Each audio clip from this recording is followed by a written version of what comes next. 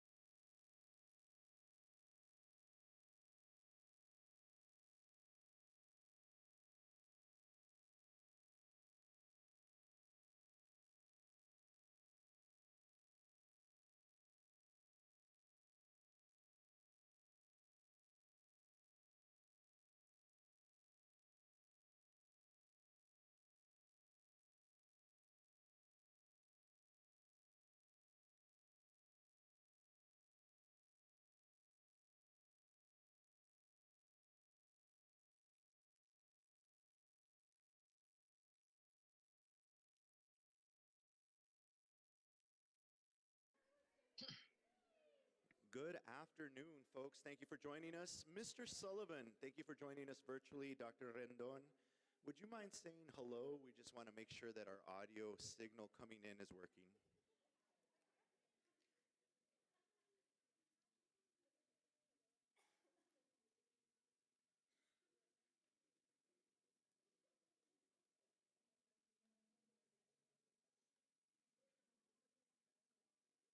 Mr. Sullivan, Dr. Rendon.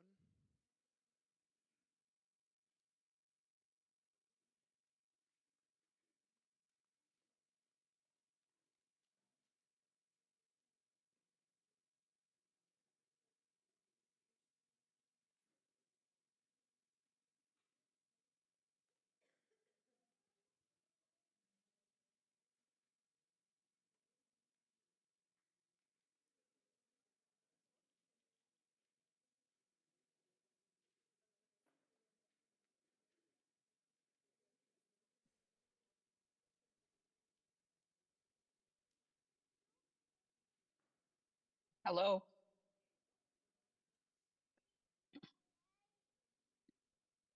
Gloria, I can hear you.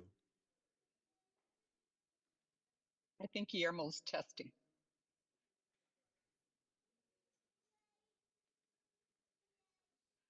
Yes, good afternoon, Mr. Sullivan, Dr. Rendon. We hear you loud and clear. Can you hear us? I can just barely hear you. Okay. Will you double check the audio on your end, and I'll double check the audio on my end? I can't hear anything at all.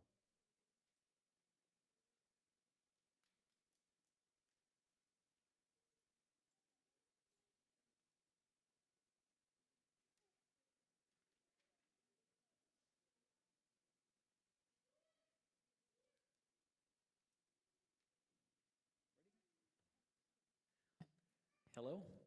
Well, thank you everyone for joining us this March 26th here at Berino. I want to thank all of the parents for taking the time and joining us at this meeting. At this I would like to go ahead and call this meeting to order. Before that, if anybody would like to speak on the open forum portion, if you can complete a yellow form located at the front and give it to Ms. Delgado, that way we can go ahead and have you speak up front. Ms. Delgado, can you have a roll call, please? Board President Lira, Present. Board Vice President Flores, Present. Board Secretary Rodriguez, Present. Board Member Guerrero, Present. Board Member Medrano. Present. Sir President, we have established quorum. Thank you, and I would like to thank Ms. Carnavali for her hospitality today. Ms. Tarazona, can you go ahead and take over, please? Sure. Ms. Carnavali will present the Pledge of Allegiance.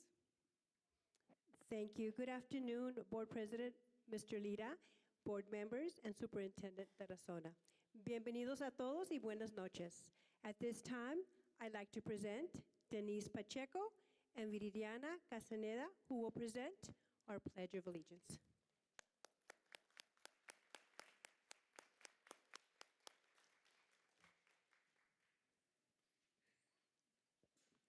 Please stand. Thank you.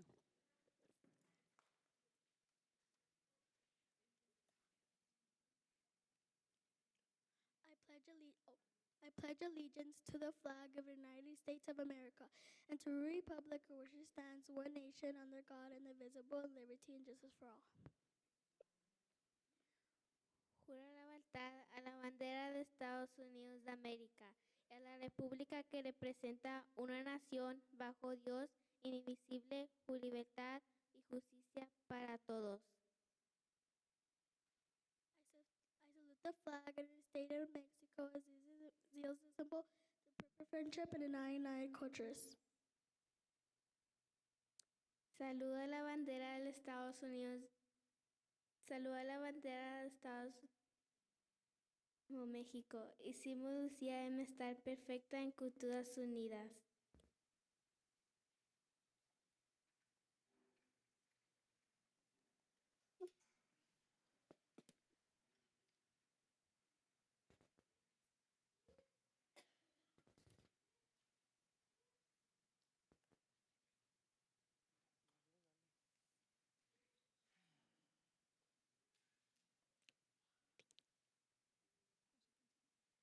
you want me to continue? Yes.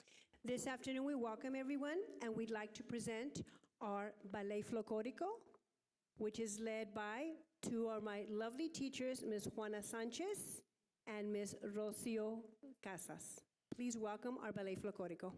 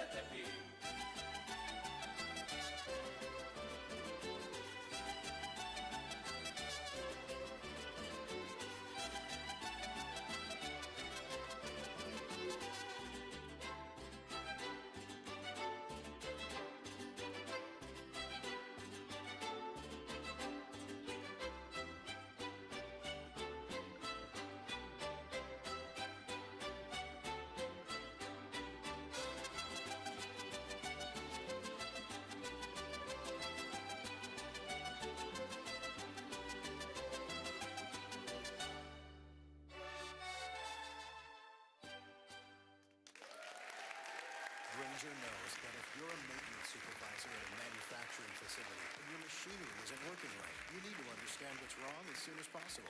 So when a conveyor motor falters,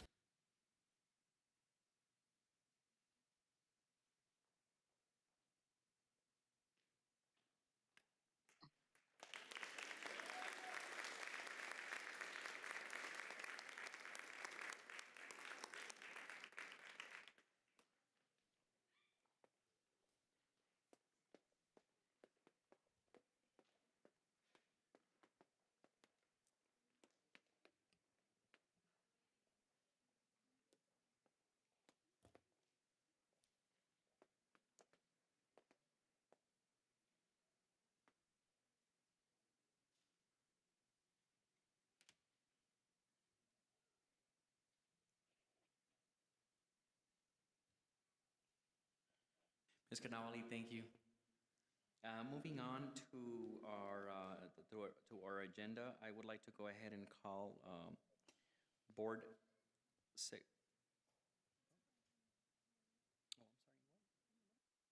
Oh, I'm sorry.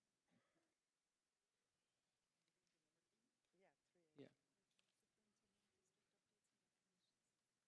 but the mission statement. I'm sorry, I would like to go ahead and call board Ms. Rodriguez to read our mission statement, please. The Gadsden Independent School District will provide diverse educational opportunities that empower children to be successful in an ever-changing world. El Distrito Escolar Independiente de Gadsden brindará diversas oportunidades educativas que capacitarán a los estudiantes para tener éxito en un mundo cambiante. Thank you, Madam Secretary. Now moving on to item 3, Superintendent District Updates and Recognitions. 3A, recognition of National Board Certification by New Mexico State Representative Ray Lara. Ms. President Lira, Mr. Representative Lara will present this item. Thank you.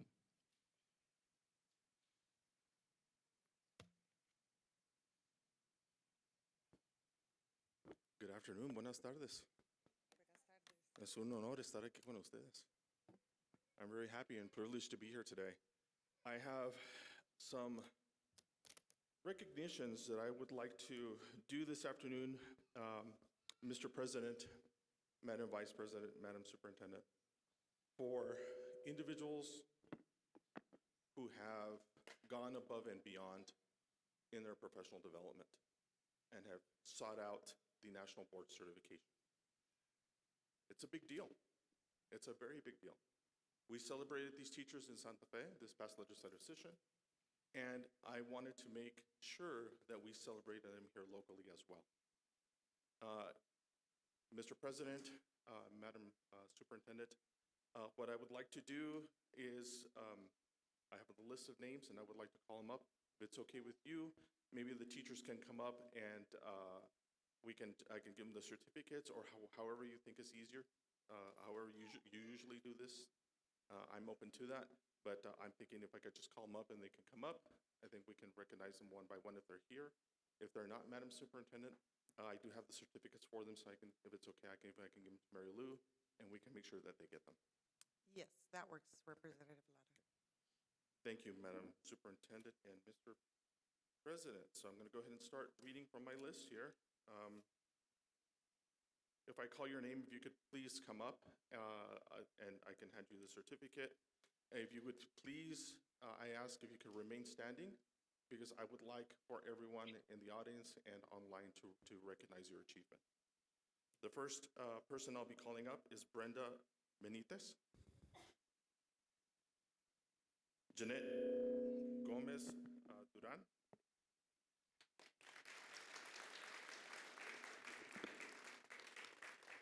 Nancy Belagamba.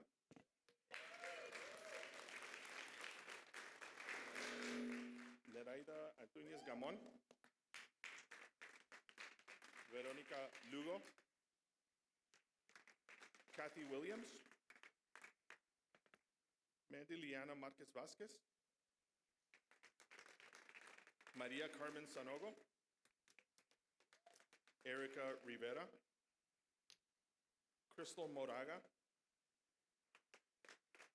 Javier Ricón Lerma, Luna, Denise Maldonado, Elena Mendoza, Stacy Fernandez, Aurora Borunda, Nancy Guzman, Michelle Mirabal, Diana Villagrana, Priscilla Martinez Trejo,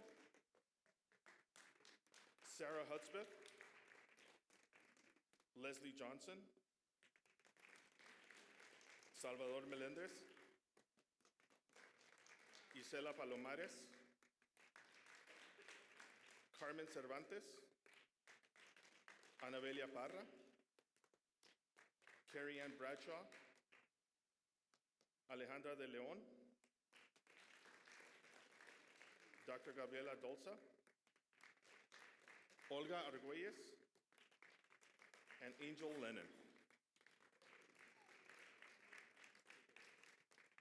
Before I present the certificates, Mr. President, Madam Superintendent, I would like to once again acknowledge the work that these excellent individuals have put into their professional development, into the classrooms where they bring that experience and that professional development to the classroom, or as a coaching position, or any other position that they have in the district. And I would like to now officially recognize some of Gadsden ISD board certified teachers. Please, everybody, if we can have a round of applause. We left two of them off.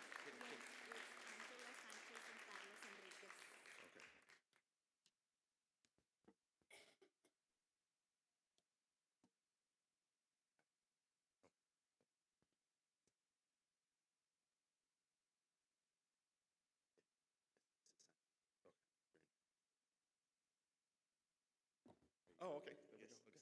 So I have certificates. I hope I was able to get everyone's name. I think we tried our best to make sure that we got everyone. So I'm going to. There's a lot of these, so I'm going to have to go through these. So let me just do it this way then. So the first name is on the label.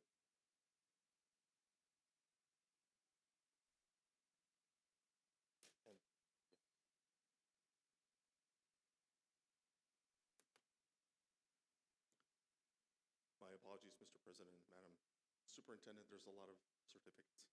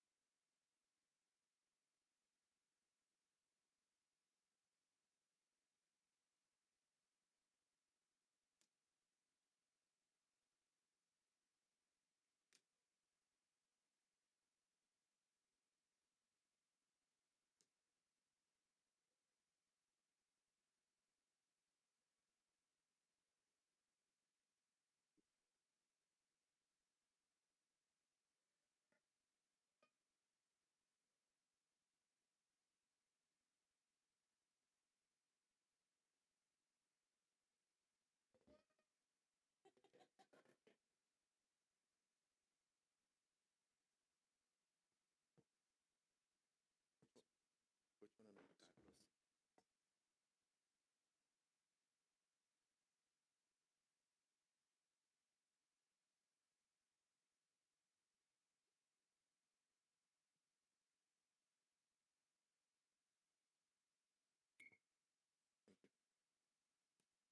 Mr. President, Madam Superintendent, Ms. Rodriguez, unfortunately, I do not have a certificate for you, but we will get one generated for you, and I will hand deliver it personally to Gadsden High School for you. And Mr. Lara, I'd love to get a picture of all of you with the board up on the stage. Thank you. So, thank you for your dedication to our kids. Thank you for the dedication to public education. Your work is greatly appreciated. Thanks to all of you. Thank you for your professionalism. Thank you for your dedication to our kids. It is greatly appreciated, and this is just a small token of thanks from the legislature and from myself. Thank you.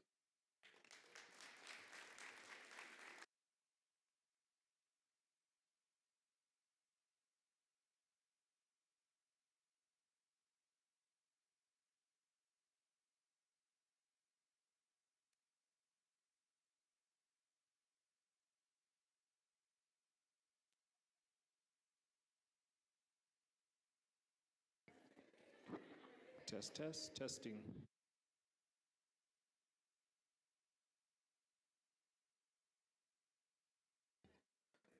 This one sounds a lot better.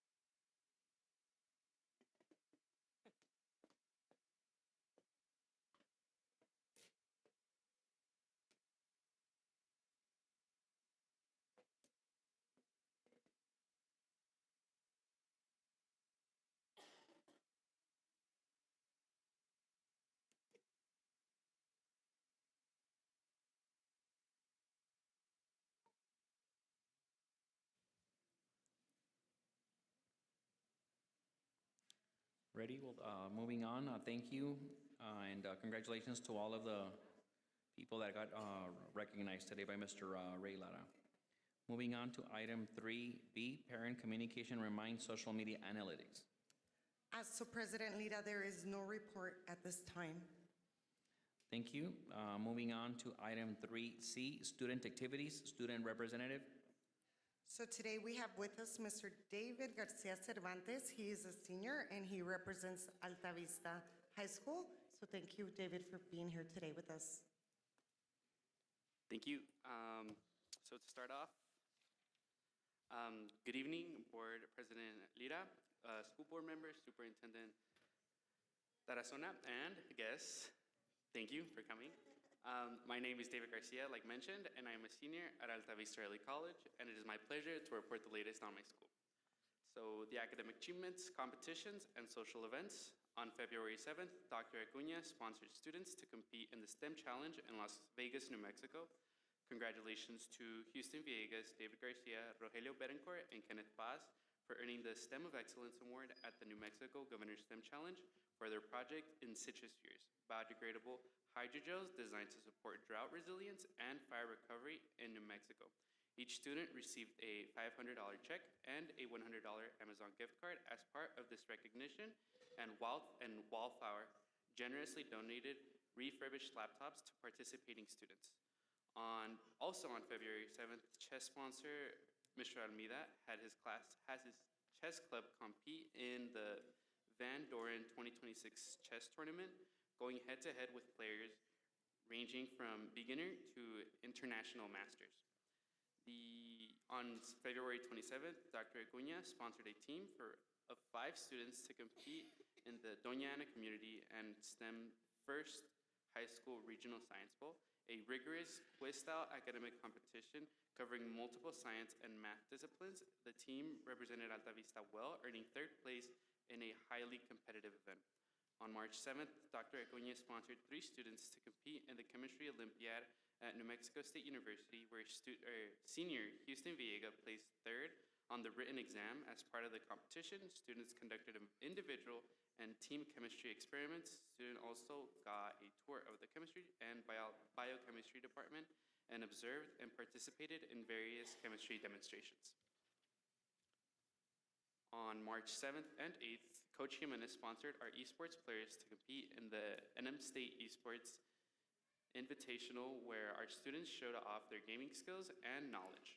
On March 21st, senior Houston Villegas was honored as a recipient of the Outstanding STEM Student Award from the National Museum of Nuclear Science and History, an award given to only 2 students in the state.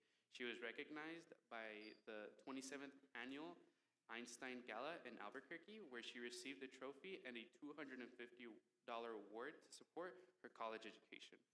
We are proud to announce that our seniors, Alonso Garcia and Denise Rivera, have been accepted into the BAMD program at the University of New Mexico, where out of nearly 3,000 applications, only 28 students statewide were selected for this highly competitive program, which focuses on preparing future physicians to help address the critical shortage of doctors in New Mexico.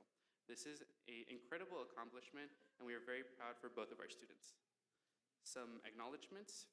February 11th through 13th, our student district leadership attended a GISD Proclamation Day at the Legislature with sponsor Ms. Dirks. Students advocated for biliteracy on behalf of GISD and invited New Mexico senators for a follow-up dinner.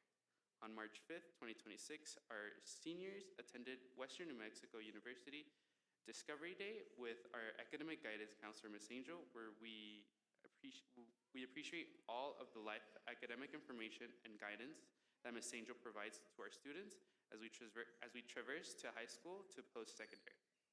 Looking forward for upcoming academic and social events include on April 8th, 2026, previous Business Professionals of America students have been invited to compete in the Intervention Challenge final round with Ms. Brenniger as their sponsor. On 10th, Dr. Acuña, who is also an educator in UTEP's Cielo G program, will sponsor 4 students to participate in the 40th Department of Earth, Environmental, and Resource Science Annual Colloquium, where they will present their research posters and communicate their findings to judges and attendees. On April 17th, Ms. Angel will be taking juniors to NMSU to elevate NM Careers and Energy Expo, where they can learn and explore various careers available. On May 9th, Dr. Acuña will sponsor 4 students to represent AVEX in the 2nd annual Estemos Unidos Innovation Challenge, and they will present a prototype centered on energy-related innovation. We hope to retain our district STEM champion traveling plaque. We are excitedly preparing for the following upcoming events. Our juniors have just completed their NMASR assessments and will be next to be taking the SAT assessments on March 21st. April 2nd, our class of 2028 will be hosting a festive Easter egg hunt, and class of 2027 will be hosting a movie day as we head into spring break that Friday and virtual PD day the following Monday. April 7th through the 9th, our class of 2027 will be meeting with DACC advisors to plan and schedule their fall DACC courses.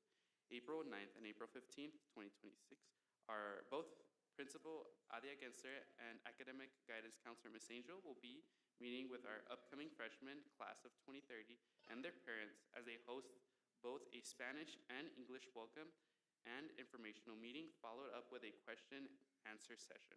We currently have 55 upcoming freshmen and are excited to have them learn about the benefits of attending Alta Vista, Gadsden's own early college high school. In closing, it has been my pleasure to have shared about my school, Alta Vista. We thank school board members, intern Superintendent Taranosa, and the GISD community for your continued support. Thank you. Thank you, David.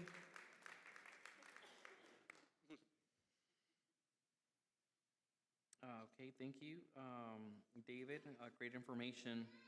Moving on to board members' report. This is item 4. Let's go ahead and start with Ms. Board Member Corina Medrano. Well, good evening, and I want to compliment the performers that we had earlier at the start of our session. They're just wonderful, and they keep amazing us every single time that we see any performance by students. Also, thank you, David, for being here today. We appreciate you being here, and you were great when you were in Santa Fe. I really appreciated that. And thank you, Mr. Ray Lara, for having been here today to give out the awards. And I have to apologize to Berino because I was not able to partake of your delicious food because earlier in the day, we were at the tasting the culinary food that is going to be prepared for the Teacher of the Year ceremony. And our students are doing such a wonderful job. I couldn't believe it. I walked in there and I saw fideo and it was noodles from Asia. So it was a wonderful experience, and I want to thank everyone for everything. Thank you.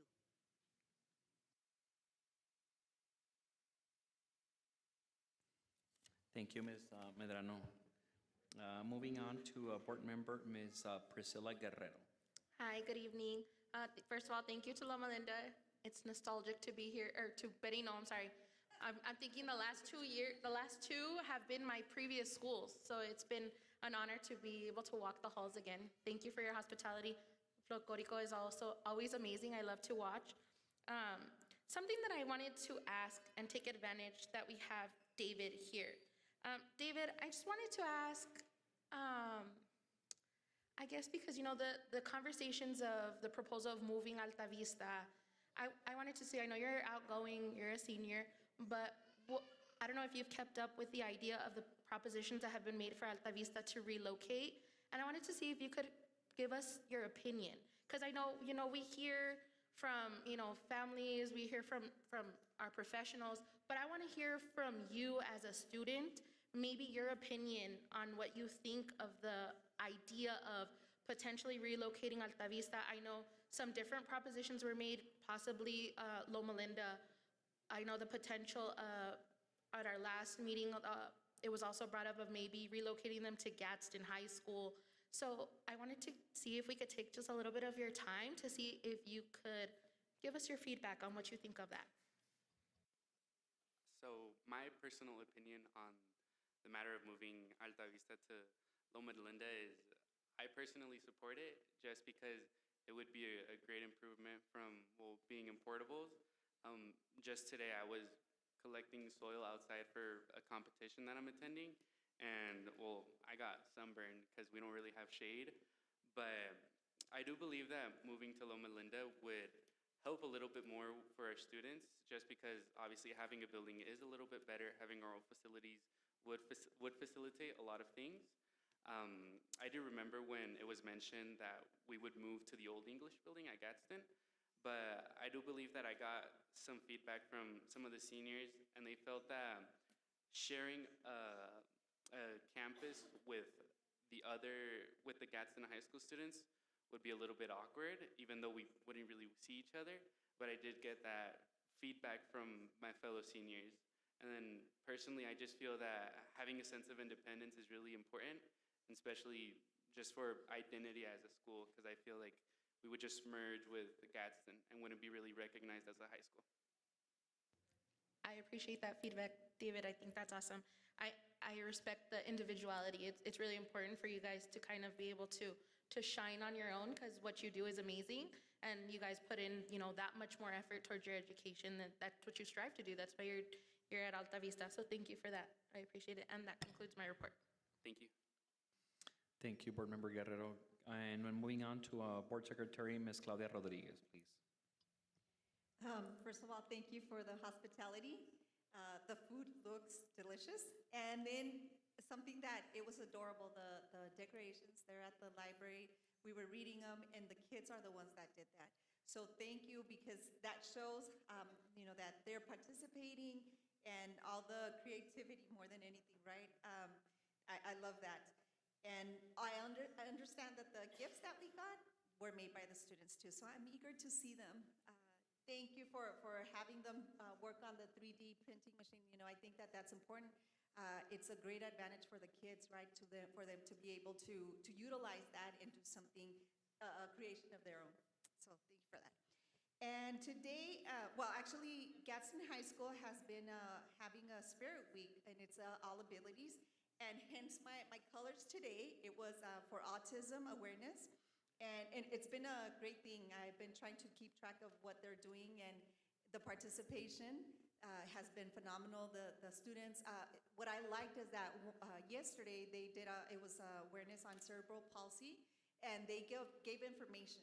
So at the beginning, there's someone saying what it is and what it entails, and how, lots of information. So that's wonderful. I think that creating that awareness for our students is important, right? So that there is that, they help and they care and they participate. So that, I love that Gadsden High School is doing that currently.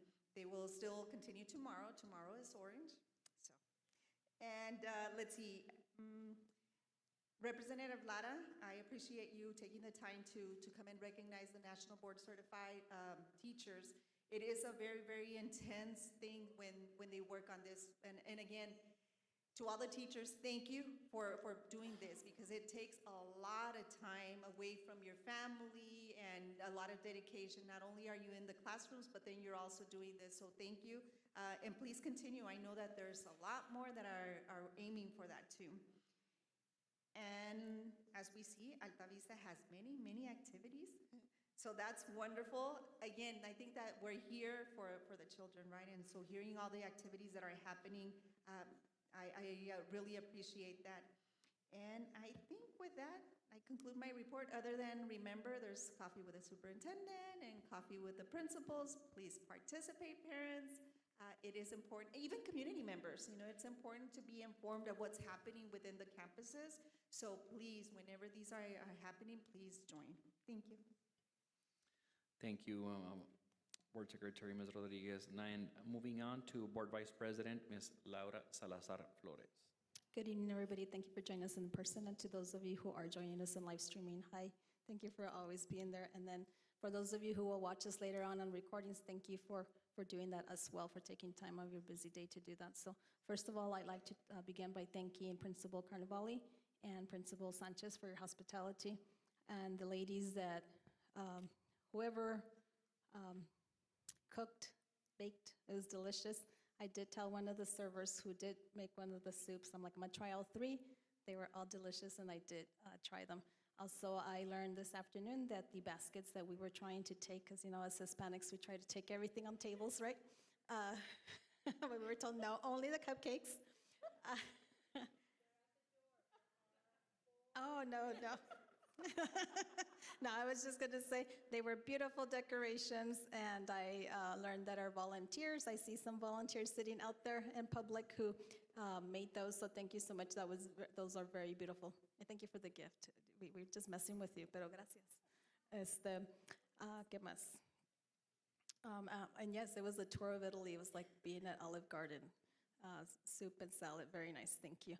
Let me see, I also want to report, last week I was blessed with the opportunity, thank you, in terms of Superintendent Tarazona, for allowing me to travel to Albuquerque.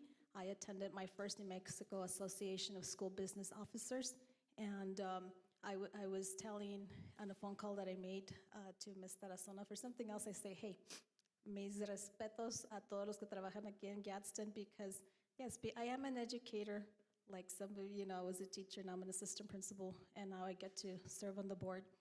And sometimes I do quickly forget that, you all that are out here as leadership, you all do a lot of work that I was reminded, that I saw for the first time, I guess, and everything that you do, from capital outlay to those of you who are in nutrition, the chief financial officer, sin dinero, we wouldn't be able to run a district, right? So I really appreciate all of your hard work. Even I sat in a session on capital outlay, and so I learned that even those applications can get a corrective action plan. I just thought that was for special education and for bilingual ed. So I did learn a lot. I would encourage my fellow board members to take the opportunity to attend the NMASBO professional development, because you do learn a lot. I ran into folks from Las Cruces, but there was superintendents, principals, HR from all the departments. And then I wanted to sit, they had some focus sessions towards the end of the day, so I did choose to sit on some of those. And so we are a big district, but I learned also that some of those little micro districts, dang, if you're a superintendent there, you are the chief financial officer, the school business manager, and the same paperwork that's expected of a big district is also expected of those small districts. So I'm like, wow. But that was a learning opportunity. Thank you, Ms. Tarazona, for allowing me to go there. And I'm going to say to my colleagues that are going to get to go to San Antonio in about a week and a half, I'm not going to be able to go because it's testing season, right?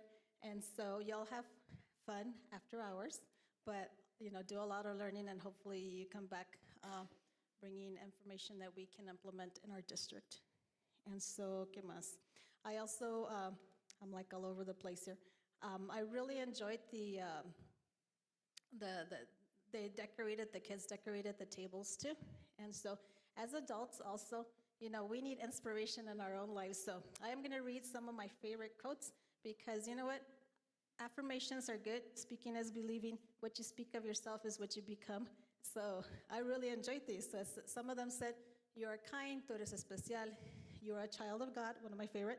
Eres suficiente, believe in yourself, you're on the right path, keep pushing forward. So Berino Elementary students, thank you for inspiring me this afternoon to keep moving forward. And my last thing is, Ms. Medrano and myself are scheduled to attend the DACC Advisory Board come May 7th, and Vicki Haggard, who is the administrative assistant, did task us that we do need a single board because we're going to be looking at budget. So we need a volunteer. So it's either Mr. Lira, Ms. Rodriguez, or Ms. Guerrero, who would be willing to attend that DACC Advisory Board. You'd only have to attend, I think, the first part until we vote on the budget, I believe. And so actually, I have it here. Let me see, it says, so it'll focus primarily on the budget and bond sale. So approval requires a single board. Again, that's going to be May 7th at 6 p.m. Dinner will be provided at 5:30. So if you don't know right now, if you could just let me know at a later time so I can confirm with Ms. Haggard, who will be the third person representing Gadsden. Unless you all want to go ahead and... You can put me down, Vice President. I'll attend. Okay, so I'll go ahead and email Ms. Haggard for you to attend May 7th with us. And do you know that attending via Zoom is an option? But then you won't be able to eat, so this is good. It's the ACC Sonoma. Yes, okay, so I'll let Ms. Haggard know, and my last thing would be also is register to vote, guys. You know, primary elections are coming up, and I think it doesn't matter what political party you're in, you can now vote for the opposing party, whatever you want to do. And also, very important, I'm not telling you who to vote for, but the sheriff's position is going to be vacant, and, you know, SROs, guys. So, you know, I'm tired of Las Cruces, you know, picking who the sheriff of Doña Ana is. So there are more of us in southern New Mexico, south of Las Cruces. So if all of us who are eligible to vote would register to vote, we could probably show, you know, that part of Doña Ana County that, hey, whose voice is louder? So with that, I conclude my report. Thank you. Thank you, Vice President. And for myself, I do want to thank the Principal and Vice Principal, Ms. Carnavali, and Ms. Sanchez. I apologize. And I want to thank you guys because I know how much work. I was having a conversation with Mr. Carmona the other day about the process that it goes when a school hosts, and we put you through a lot of strain and a lot of work that isn't necessary for you guys to do, and you guys go all out, and that's thank you and everybody else. Whenever we host, whenever a school hosts, it's just a lot of work that we put on you guys. So I want to thank you, and then there's times that we cannot make it to the food, and it's kind of like, oh, I couldn't make it. But I'm learning and understanding that a lot of work goes through it. So I want to thank you guys for putting this together, for the whole board and everybody else that hosts schools. I do want to go ahead and share an event that's going to be on the Sportsplex this coming Saturday at 11.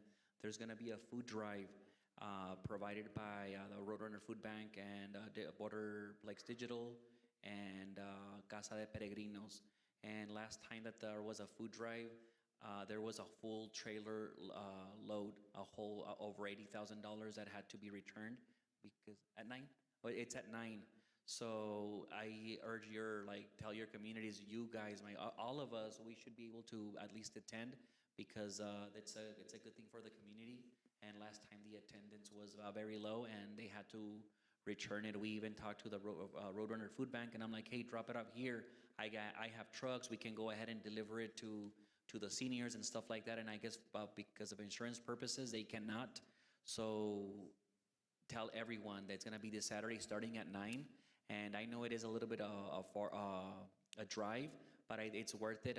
With this company, the baskets are usually twice the size of a regular food drive. So just spread the word out, and hopefully people can make it. I mean, with that said, that's all I have for you for now. Thank you. President Nita, Yes, ma'am. I forgot to mention that about last Saturday, I was with about 30 individuals from Albuquerque, and a lot of them are involved in education, and they kept asking, what is going on in Gadsden? That's all we hear about here up in Albuquerque, that Gadsden is really doing good. So I thought I'd share this with you guys too. That's something super nice. Thank you. Okay, moving on to item 5, the Equity Council report. President Lita, there is no report at this time. I do want to note that our next Equity Council meeting will be on April 28th, and it's going to be hosted at the Santa Teresa High School Community Center.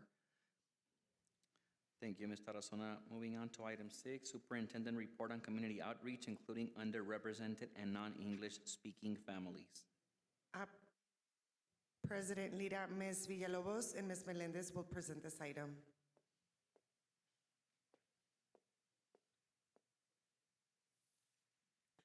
Good afternoon, President Lira, members of the board, Interim Superintendent Tarazona.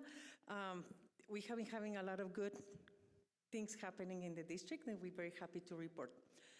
Number one, this week we had a community meeting at one of our centers at Gadsden High School, and it was about special education. So we invited the parents so we could hear their voices, their impact. Ms. Rodriguez did a wonderful presentation. The whole team on SPED was there, and we didn't have a huge turnout, but we have some turnout. We have the voices of the parents, so just wanted to report on that meeting. That was a very good community meeting to listening. We hoping that parents start coming more to those community meetings. They're still very low attended, but we're working very hard on that. So hopefully people start getting used, educated that we are doing this in a more regular basis, so hopefully they can start coming more. And we're gonna be bringing on those meetings all the time important topics concerning the issues that we need to solve together as a community. Besides that, we have amazing events happening, and I'm gonna let Ms. Melendez tell you about the Easter baskets, about a beautiful event that we had yesterday at North Valley. That was really nice. So, Ms. Melendez. Good evening. Thank you very much for this opportunity. I want to share a couple of things that we're doing. You can go to the next slide. So recently I was at a conference, Grants for Schools. You might have seen the picture. We entered into a competition to see if we could win. We did. They asked us what we wanted them to donate, and we asked for Easter baskets. So she donated 20 Easter baskets, and we said, okay, that gives us only 5 Easter baskets per center. So my team got together and we said, okay, let's try and reach out to our local vendors, our communities, see what we can do. We said, we're gonna match those 20. This is not even including today, but we're approaching over 100 baskets. That does not include our social workers. Thank you. That doesn't include any other Easter baskets that they're donating and getting together throughout the district. That's just our 6 POAs. So, and again, that is primarily my team in Santa Teresa. I'm extremely proud of them because out of my team, they are probably the most quiet and meek, and they have just shined. Not that my other team members didn't, but they really did surprise me. So we're over 100 baskets right now. We're gonna extend that until Monday. So if any of you guys would like to participate, please bring them on, please, right? We have we have 5 board members. If you each want to bring 100, I'm here for it.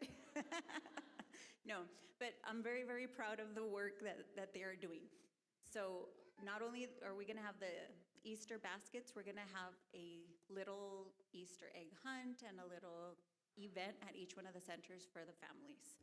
Okay, if you want to move on to the next slide. So of course, SEL is big this month, right? We're talking about our social workers and our social emotional learning. So we decided to do an event geared towards SEL. Let's talk about our emotions. We happened to host it at North Valley. We were very surprised by some of the things that these students shared with us. You tend to think they're small kids, so they're just always happy. We were fortunate enough to have our special guest, Bing Bong, and their identity will stay concealed, but that Bing Bong was very fortunate enough to take pictures, and you would be surprised how many of those students really needed a hug. And the questions that they asked, you know, it got our brains thinking. We did have our mental health therapist that was participating. We've been communicating with people from the special education department as well. The events that we've been having are great, absolutely, but you walk in and it's very loud, it's very chaotic. So we started brainstorming, and we want to plan an event that's sensory friendly, because we recognize that we have students that might not be the best event for them. We had lots of sensory things you can touch and smell and feel, but it might be overwhelming for them. So we're having a baby event. We're teaming up with Vado, April the 1st. We're gonna have a separate room. For the parents, we're gonna start teaching people what are these things that we can do to accommodate them, okay? We recognize that not everybody celebrates and learns the same way. So it was a really great event. Excuse me. They're always very well accepted. We had over 200 people. So that was really, really good.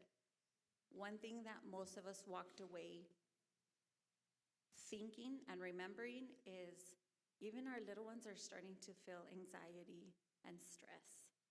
So the whole point of this event was to teach them that excitement and anxiety, it's essentially the same thing. It's how we approach them and the attitude towards it. So thank you, guys. If you have any questions, any suggestions, we're always open to those. Thank you. Go ahead. Hi, I do have a question, question, comment. So some of my community members in Chaparral asked me, is the special education community meeting going to make it out to that part of town? Because not everybody can make it, because I know in the morning. So let me tell you about that. We did a community meeting on budget at Chaparral. And we had very poor participation. And we're gonna be changing it, like we did it in Chaparral last semester, now we did it this. So we are gonna be rotating about everything and every topic, and it's really hard because in Chaparral, Ms. Martinez presented over there, and she did an amazing presentation on the budget on the district, and the participation was really not there. So that's what I'm telling you about the community meetings. We're really trying to bring the parents, and it's like now, and it's like, okay, you're gonna come and bring us a sped. It's like, we are trying different topics and everything. Now the community in Chaparral, we are always offering transportation. And we offer the transportation, nobody requested the transportation, and it's like, we are trying to do as much as we can, but we cannot be, we have to be moving in all the areas of the district, so. Yeah. So I will let we were Santa Teresa and Gadsden High. Okay, so I will let them know. And yes, parents that are watching, and those of you who are watching right now, your participation is, if you're gonna be asking for it, you need to go out there. I do have a suggestion. There are those of us who work, I am a parent of students in Gadsden, and so it is hard, for me to go. How about doing, live broadcasting? Because, for those of us who work, yeah, we can try it. or record it and then put it on, just like we're doing with the board meetings, so that we can be able to attend in our own way and be informed. Because, while I know a whole lot being on the board, but I can't participate on a daily basis. We can coordinate something with Mr. Carmona, because that's why we're doing it in the morning and in the afternoon. So the parents can come and have the time to come, and we always help them if they bring the kids, so that we take care of the kids and everything, so trying to provide as much as we can. No, I Yes. appreciate you having the AM and PM, but just food for thought about recording or possibly air streaming it, so that, probably better recording, so that, because, what about the ones that work, I don't know, I'm just, from 1 to, or what you have to get time to get prepared to go to work. We can try that. And the thing is, like you say, like Mr. Lira just said right now, it's hard when you just all the things they have to do for a board meeting in a school. So I don't know, community center, it's like, we are affordable. It's a small, reduced space. We can try to see what we can do, because it's a small space, and that's the intention of the community. And I would just say, okay, so I really appreciate it, her asking the student, have we ever taken the time to ask parents, why aren't you coming? How can we engage you? What would it take, whether it's in person or virtually, taking into account the voice of parents? Yeah, believe us, we do. We work very hard trying to reach out to the community and bring them as much as we can, and it's not always easy. And depends always on the events. And sometimes what we're really learning on these community things is like not all parents have concerns, because when we do things like like community events, like yesterday in North Valley, the school was full. The cafeteria in North Valley was packed. We have a lot of kids, a lot of parents. We have parents coming even at 6 o'clock, and we had to stay a little bit later because they came late. So that kind of things is like, that's what brings the parents. When we're gonna do serious things at the community meeting, and this, we don't take it as a negative. In the contrary, I think means like some parents don't have concerns. They wanna come to the fun part, not to the, let's talk about the issues. So it's very interesting to see the behavior and the trends on how we have the responses, because like, we do fun stuff and it's like, it's full. You will see when we are organizing right now the Estemos Unidos, which is going to take place on May 9. You'll receive the information on that. And that's a place that we know we're going to have a lot of participation because it's the kids competing, the kids doing things. And that's what the parents want to come and do with us. And that's why we try to do more things, more events, more things that the families can be together and learn about other things. So that's the intention. So it's different. We never know. We have to balance it out. Well, I thank you so much, ladies. Have a good evening. Thank you.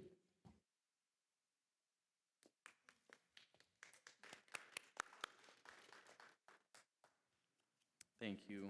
Moving on to item 7, Union President report to board. And Ms. Nunez is here today to provide this report, President Lira.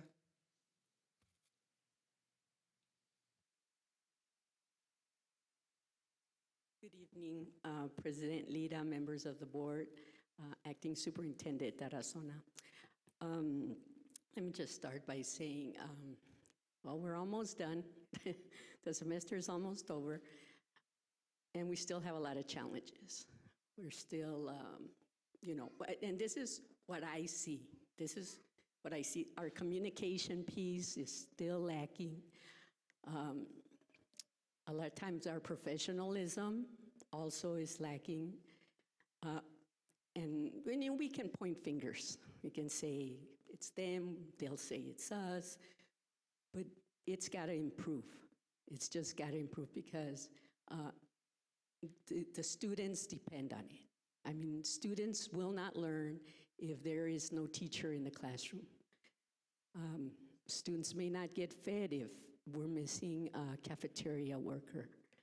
Same thing with custodians, security, whatever the job is, it's important that they're there. And that's why I feel that we have to push training. I know it gets old, but people need to know coming into the game what the game is. Like, you can't call somebody out and say, well, you didn't do this, when they haven't been told. Because we change administrators, we change supervisors, and people need to be told what is the expectation. What is it that they want different, they want whatever. Because every administrator, every supervisor in this district, and anywhere, in any job, brings in their own ideas, their own expectations, their own. And so if they're not communicated to the employee, we're going to be in this cycle that we're in, where we don't have teachers in the classroom because things happen. We don't, cafeteria, custodians, whatever the job is. And so, and that's what I always say, communication, training, communication. And a lot of times when there's training, it's that piece that isn't clear. Like, what is it that you want to communicate in that training? Yes, you call it a training, but it's not clear what the expectation is. So I hope I made myself kind of clear on that. Do you have any questions for me?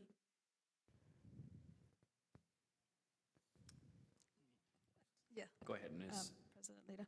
So when you say trainings, and so it sounds to me, I don't know, correct me if I'm wrong, ma'am, when trainings are being given, just like teachers are expected to line out the objective what the kids are going to be learning, exit tickets, are the trainings that are being provided by the district, are they starting off by, hey, this is the objective of this training, by the end of this session, you will learn blah, blah, blah, Well, that is the hope. But sometimes that is not what's happening, and I understand, they're busy, they have a lot to do. Well, we all have a lot to do. But I think it's important that it's outlined, that if you're going to have a training on whatever, a PD for teachers or for whoever, that it is important that you start with what is the objective of this training and spell it out. A lot of times we don't want to be told, that, like with students, and I don't want to pick on kids, but, they tell me, well, in the middle school, they're always holding hands and they're always kissing. And I'm like, well, I guess they need to be told that they're not supposed to. If they don't know that they're not supposed to, maybe that's why they're still doing it. And the same thing with employees. We have to be told what is the expectation, especially if there's a new administrator, if there's a new director, and even if it's just a new training or whatever the training is. Maybe it's a repetitive training. Maybe it's something that has to be done every year.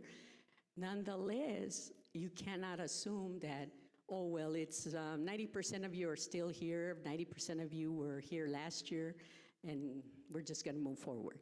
No, we have to establish the expectation, and we have to be clear on what it is and how it is you want it done.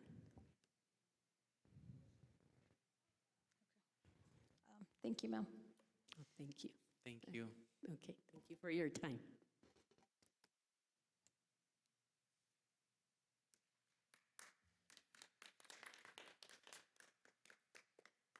Thank you. Moving on to item 8, Human Resource Report. Human Resource Report is for public information only. Moving on to item 9, modification of the agenda. All in favor to accept them? Do I make a motion? I would like to make a motion to accept for item 9, a modification of the agenda. All in favor? Aye. Aye. Thank you. Motion carries. Moving on to item 10, regular school board minutes for March 12, 2026. Do I hear a motion? So moved, President. Thank you. All in favor? Aye. Okay, thank you. Moving on to item 11, the consent agenda. Do I hear a motion to accept the consent agenda? So moved. All in favor? Aye. Aye. Moving on to item 12, open forum. Ms. Delgado, do we have anyone that would like to speak? Sir President, we have none. Thank you. And now moving on to 13 action items. Moving on to 13A, regular board meeting schedule for 2026-2027. Thank you, Mr. Lira. I will go ahead and present this item. If we could click on that link.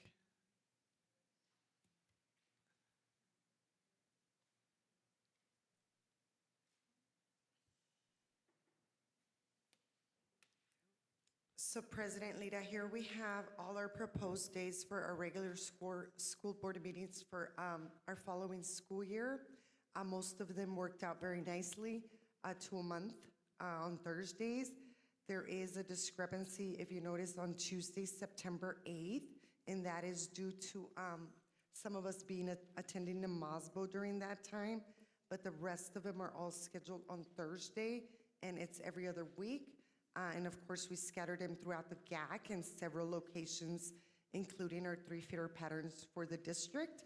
So I will stand for any questions that you might have for the upcoming schedule for SY 26-27.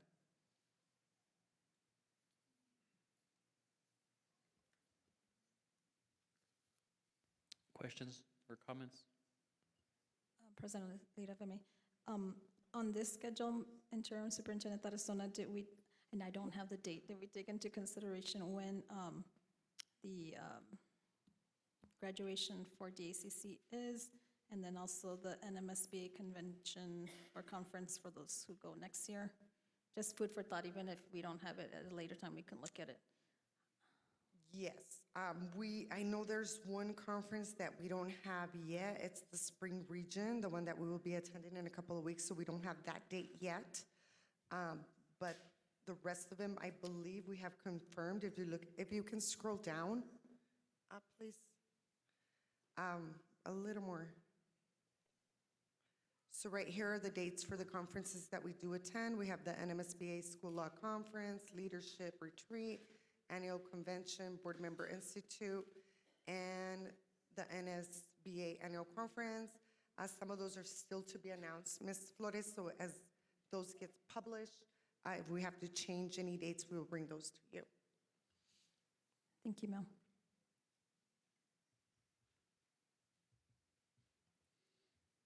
Any more questions? Thank you. And action item. Okay, for action item 13A, regular school board meeting scheduled for 2026, 2027. Do I hear a motion? So moved, President. I do have a motion by Ms. Flores. All in favor? Aye. Aye. Motion carries. Moving on to item 13B, the proposed utilization of Loma Linda campus. So Associate Superintendent Ms. Cadena will present this item. Mr. Lira. Good afternoon, President Lira, board members, Interim Superintendent Tarazona. We've had several discussions, I believe, concerning Loma Linda and Alta Vista, Anthony Pre-K, et cetera. What I want to do today is I want to present to you the action just to decide what to do with Loma Linda. You have three options. Relocating Anthony Pre-K, and this is what I gathered from our discussions, that's why I put them up there.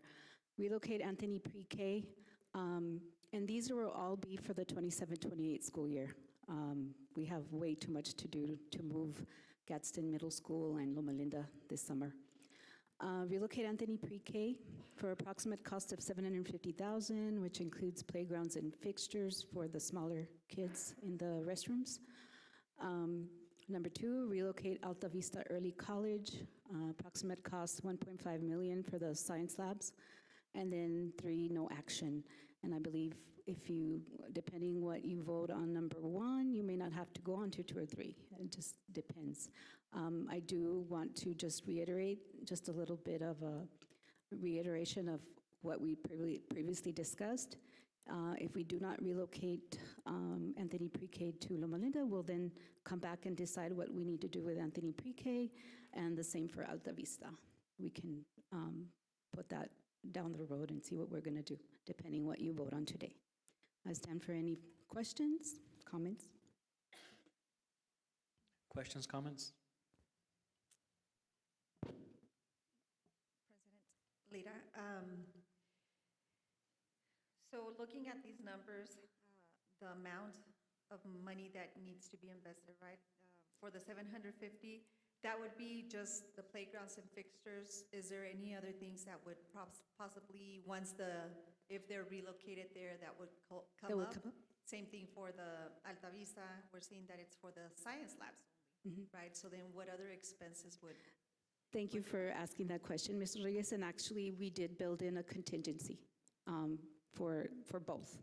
So I don't know if you remember, but the first discussion, the cost for Anthony Pre-K, we had estimated about $300,000. We upped it just for contingency in case anything comes up. The same with the Alta Vista number. Okay, we do build in contingency there in case anything comes up when we do start moving in.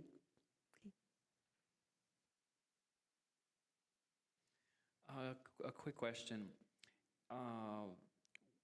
What is happening with the science labs right now in Alta Vista, or they don't have any that are functioning?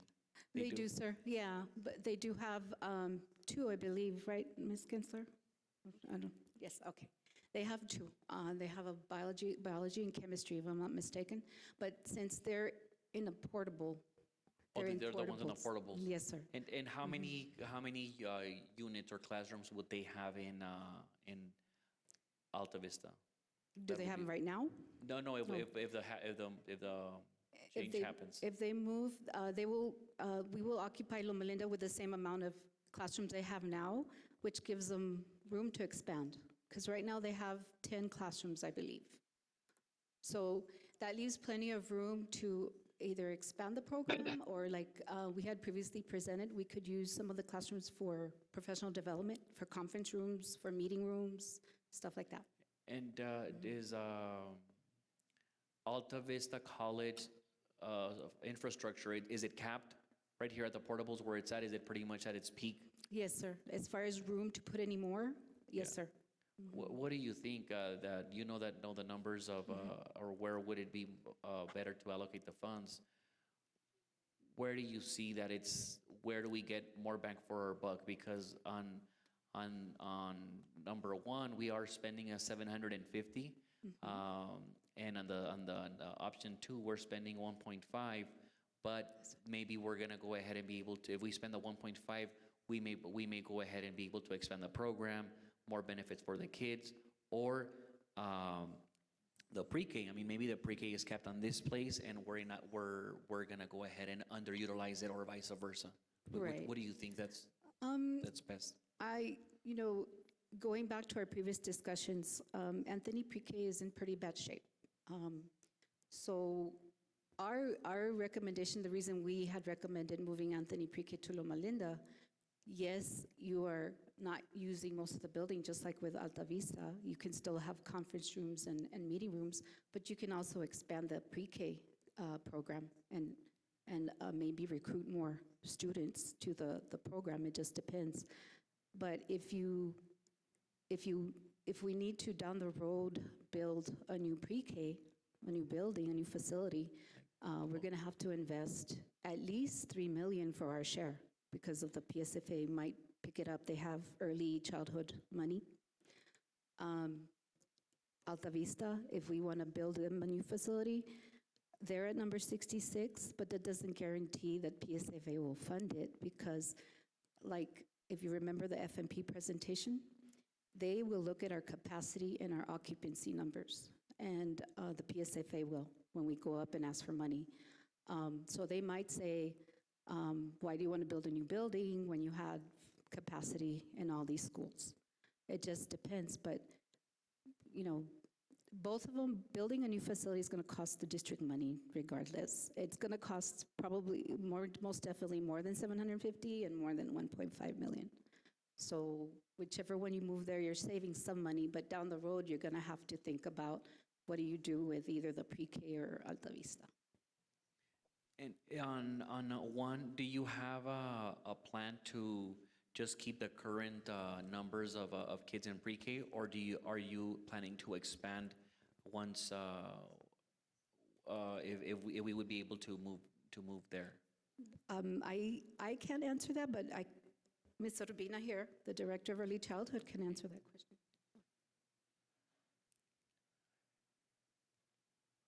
Good evening, President Lira, members of the board, Intern Superintendent Tarazona. If the possibility was there to expand, we can always apply for an expansion grant if we had the numbers there to expand. So yes, that's a possibility. I think my only thought is, and I think for everybody else on the board, it's where are we going to go ahead and be able to have the most impact in the community? Either we go ahead and bring the high school kids and for them to have an official campus, or we expand in pre-K. So it's a hard decision. Go ahead. Go ahead. Sir President, just another question, because I know also, what about the discussion, because Alta Vista and Desert Pride share staff, correct? Yes, so sir. how would that affect with the transition of them if we relocate them to Loma Linda? If I may defer to Ms. Hernandez. So, Ms. Guerrero, I can answer that question for you. So right now, we are sharing staff. I know Ms. Gensler and Ms. Payan share, for example, in bilingual Spanish language arts, ELD teachers. So that would affect our staffing because we wouldn't be able to grant them an FTE. So there's 4 teachers right now that they currently share both campuses because of the scheduling of a high school, a master's schedule. So that could eliminate some of those possibilities or those courses for students. So that's something to think about. And that would affect on whose end? Like who gets the rough end of the stick here? The Desert Pride or Alta Vista? How is that decided? It would affect both, because now you would need, instead of 4 FTEs, you would need 8 FTEs. You don't have the capacity to, or the students for those numbers. So it's going to affect those things. Things like English language development class were never offered before. So now these students actually have these opportunities they never had before. So yeah, it will affect the master's schedule. Thank you. No, you go ahead. Okay. So thank you for your presentation. Interim Superintendent, if I may, I'm not sure, I don't want to deviate from the agenda. However, I do have some concerns. I am not in favor of voting at this time. I would ask you that you consider to table this, and this is the reason why.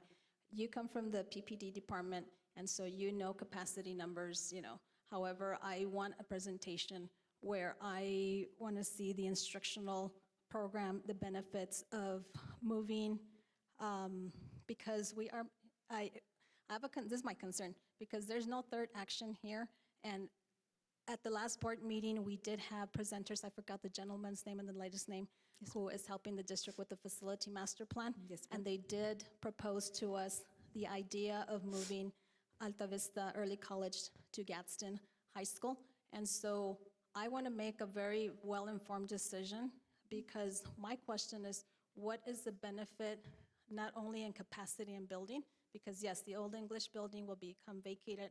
It was proposed by the gentleman that possibly Alta Vista Early College could move to the old English building. However, coming from an educator perspective, I would like a presentation. If it's not, I don't think it'd be ready this evening, for the instructional, maybe our chief academic officer, Maria Hernandez, along with interim superintendent Tarazona, could present to us what would be the benefits instructionally of moving Alta Vista to Gadsden High School. And I don't, you know, I see the young man back there. Do know that I do value your opinion greatly. You know, something that struck with me is, you know, the identity of Alta Vista, you know, that you want to remain with, you know, Mighty Owls versus Gadsden Panther Pride, right? But, you know, I would encourage you to gather more information, sir, from your students, and, you know, maybe also be part of the presentation. I would love to see, interim superintendent, the voice of our students, and I also would love to hear from Principal Gensler. I do value her opinion as the administrator, so I would love to see that at the, you know, that's why I'm saying, suggesting to my fellow colleagues that we table this, because we need to see it from all perspectives. And then the other comment that I wanted to make, you know, yes, we've known that we're overstaffed because we've got declining enrollment. And a while ago, I had proposed or had asked Ms. Cadena to, you know, would we ever consider putting the pre-K behind Loma Linda? To me, that would be a win-win, you know, at this, you know, but I want to see what the benefit is at Gadsden High School. You know, I hear you, sir, back there, Loma Linda, but, you know, the idea of putting the pre-K behind Loma Linda, and then also, you know, we're losing enrollment, people are not making babies, so it's like, do we need more pre-Ks at this time? You know, so Understood, just ma'am. food for thought. Yes, ma'am. Understood. Thank So you. Vice President Flores, we can definitely look into that. One of my thoughts would be that Alta Vista students would have a lot more opportunities as far as pathways, bilingual programs, dual language. So I do see that instructionally there's a whole nother realm that would also allow the master schedule for the sharing of the teachers. So I do see some benefits in that, providing more opportunities to Alta Vista students. So I can definitely get with Chief Hernandez, Ms. Gensler, and David, and hopefully some of David's friends, and we can come up with a presentation for you. There is benefits if we are able to provide other coursework that right now they're limited to, or even a bilingual program. So we would definitely get that ready for you and bring it as a discussion before you vote on it, since it's it wouldn't be until school year 27, 28.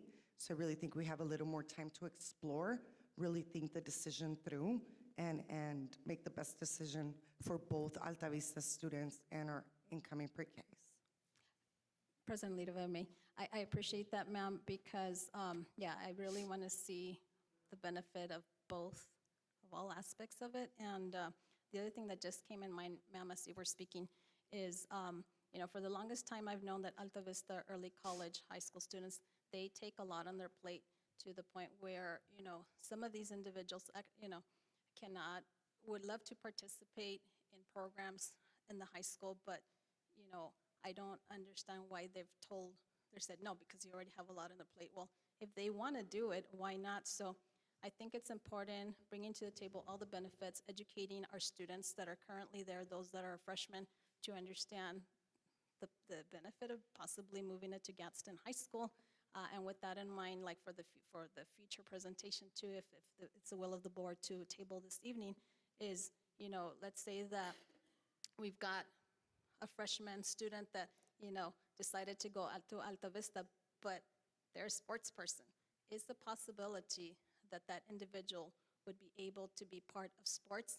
Granted that, they're taking university courses, but if they can handle it, why are we limiting our kids? Because I think for the longest time, we've been telling them no, and I don't understand why.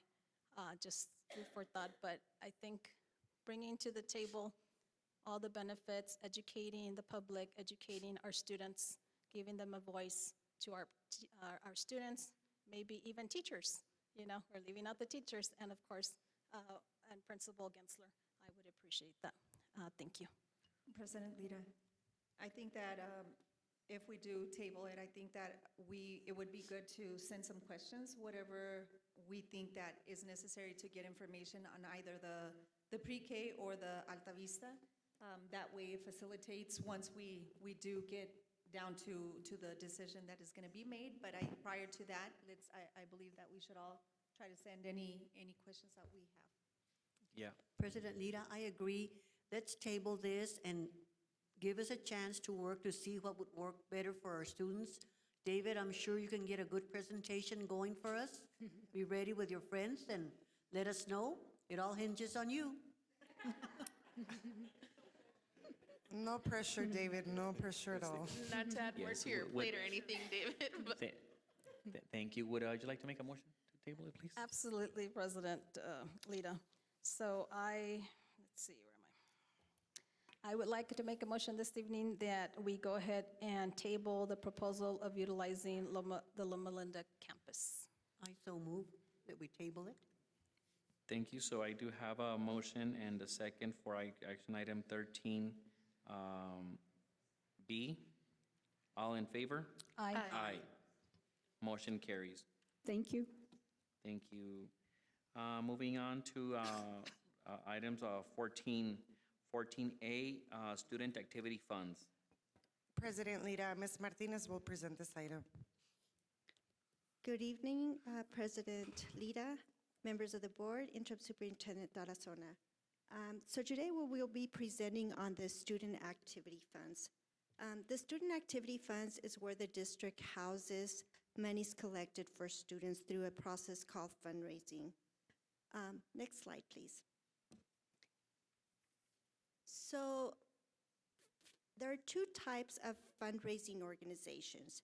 You have, in blue, you have booster clubs, PTOs, PTAs. These are independent organizations. And so what I mean by that is they file for a 5013C, which is a nonprofit organization with educational purposes.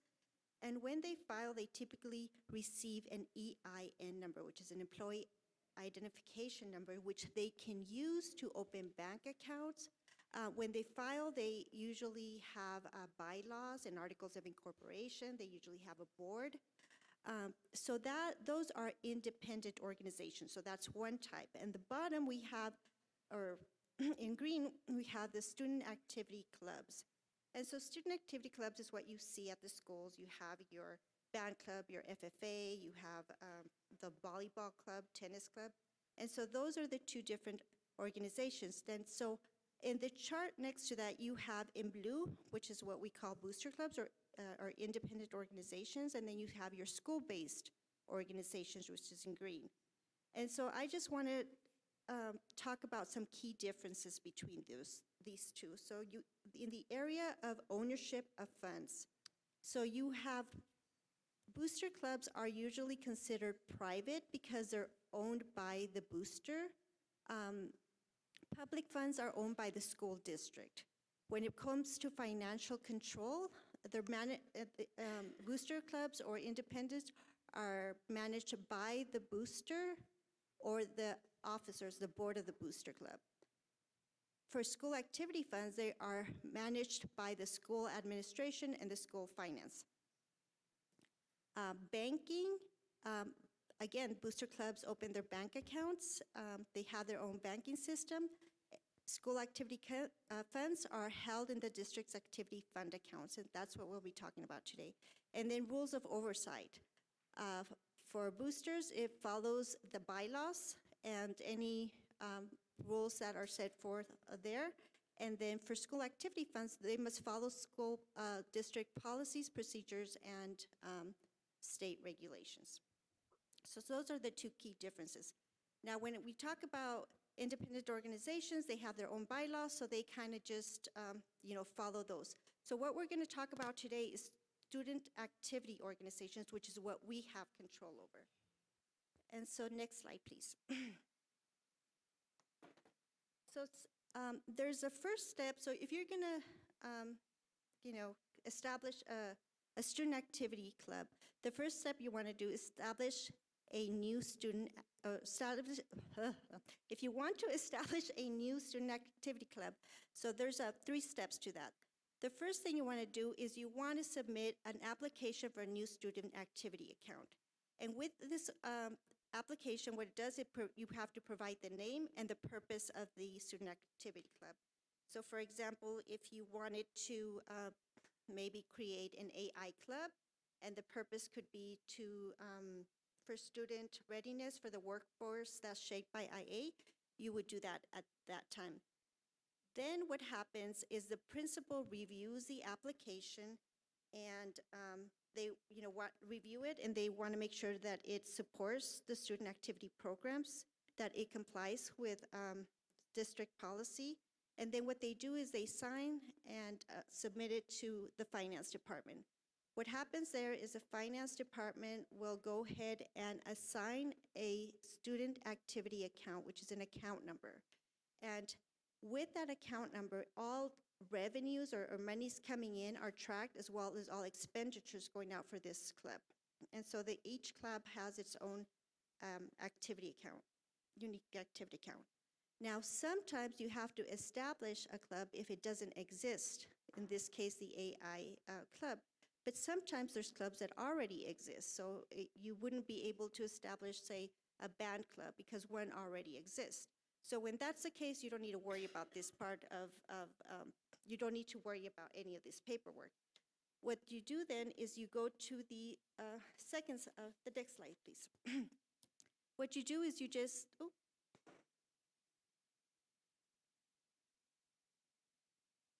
the screen is blank. Okay, there we go. Okay, there we go. So what you want to do is you want to initiate the fundraiser. And what this requires you to do is you basically just log the fundraiser so that the principal and everybody knows that it's happening. And then you have to submit a student activity fundraising application.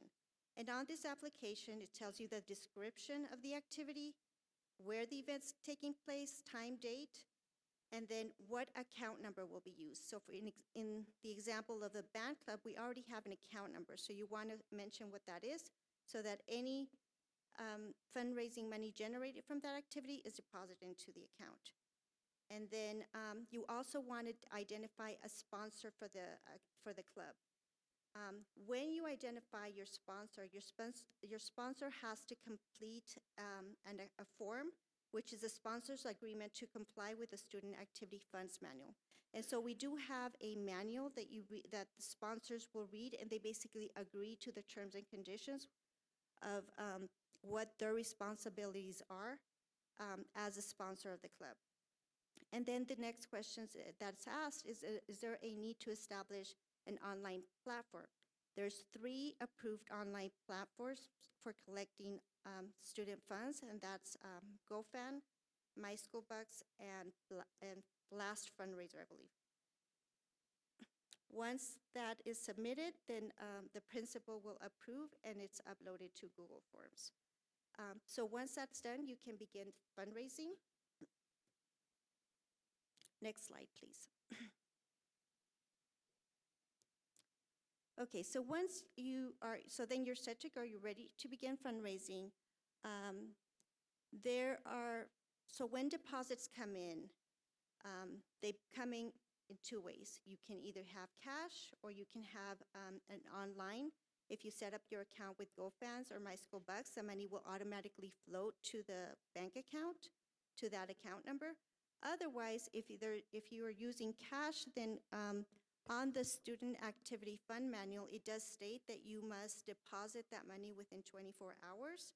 You must use a district's receipt book, which usually has 3 carbon copies. One of them stays with the person that, with the people that are fundraising, the contributors or whoever did the fundraising. Sometimes it's the teacher.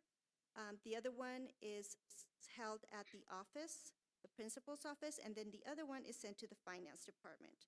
What the finance department then does is for all those receipts that come in, we post them to the general ledger. And so once a month, we receive the bank statement, and what we do is we compare the 2 and make sure that all the receipts that we posted made it to the bank. If there's any discrepancies, we do question them, and we ask for an explanation as to why the funds are missing. A lot of times you have like NSF checks, and so they bounce, and so then we basically have to say, well, it's nice you collected this money, but it didn't, make it to the bank. So we do that.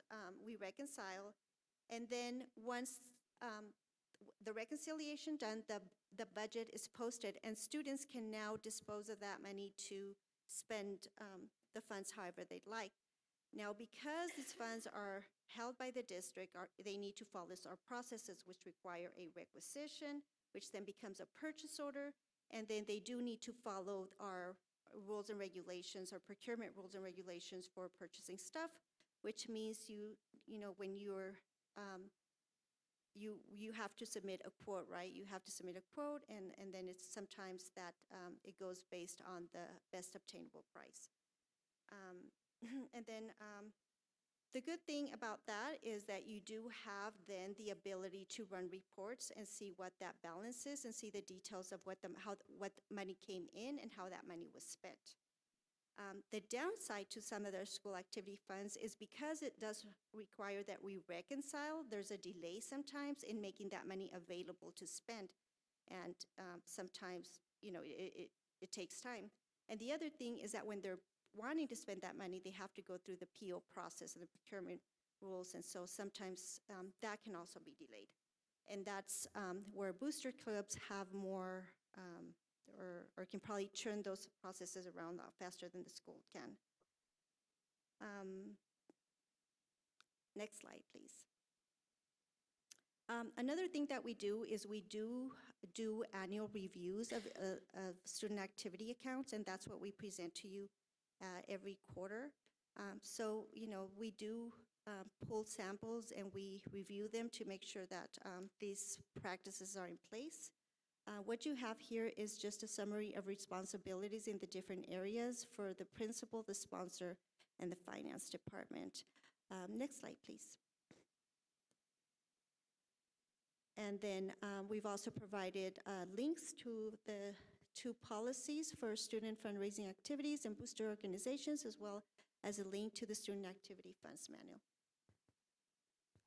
This time I take any questions. Questions or comments? Ms. Rodriguez. Thank you, President.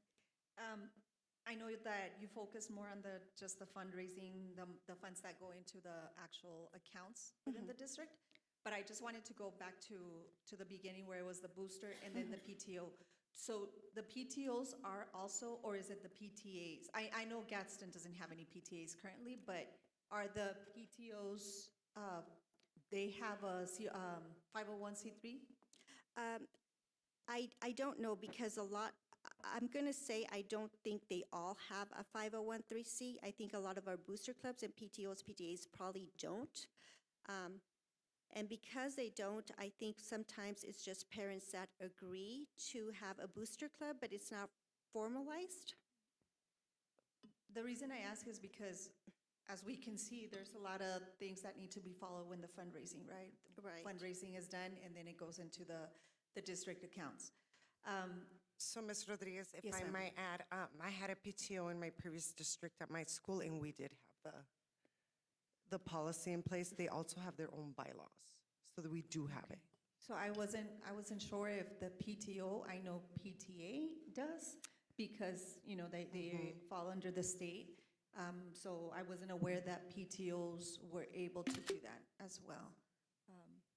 So I really do believe in, I'm a firm believer on PTAs because they are under the umbrella through the state, right? So there is more accountability. Yes, exactly, more accountability. And I think that, looking into our district, there is no schools that have PTA. I think there was only one school that did, and it currently doesn't even have it.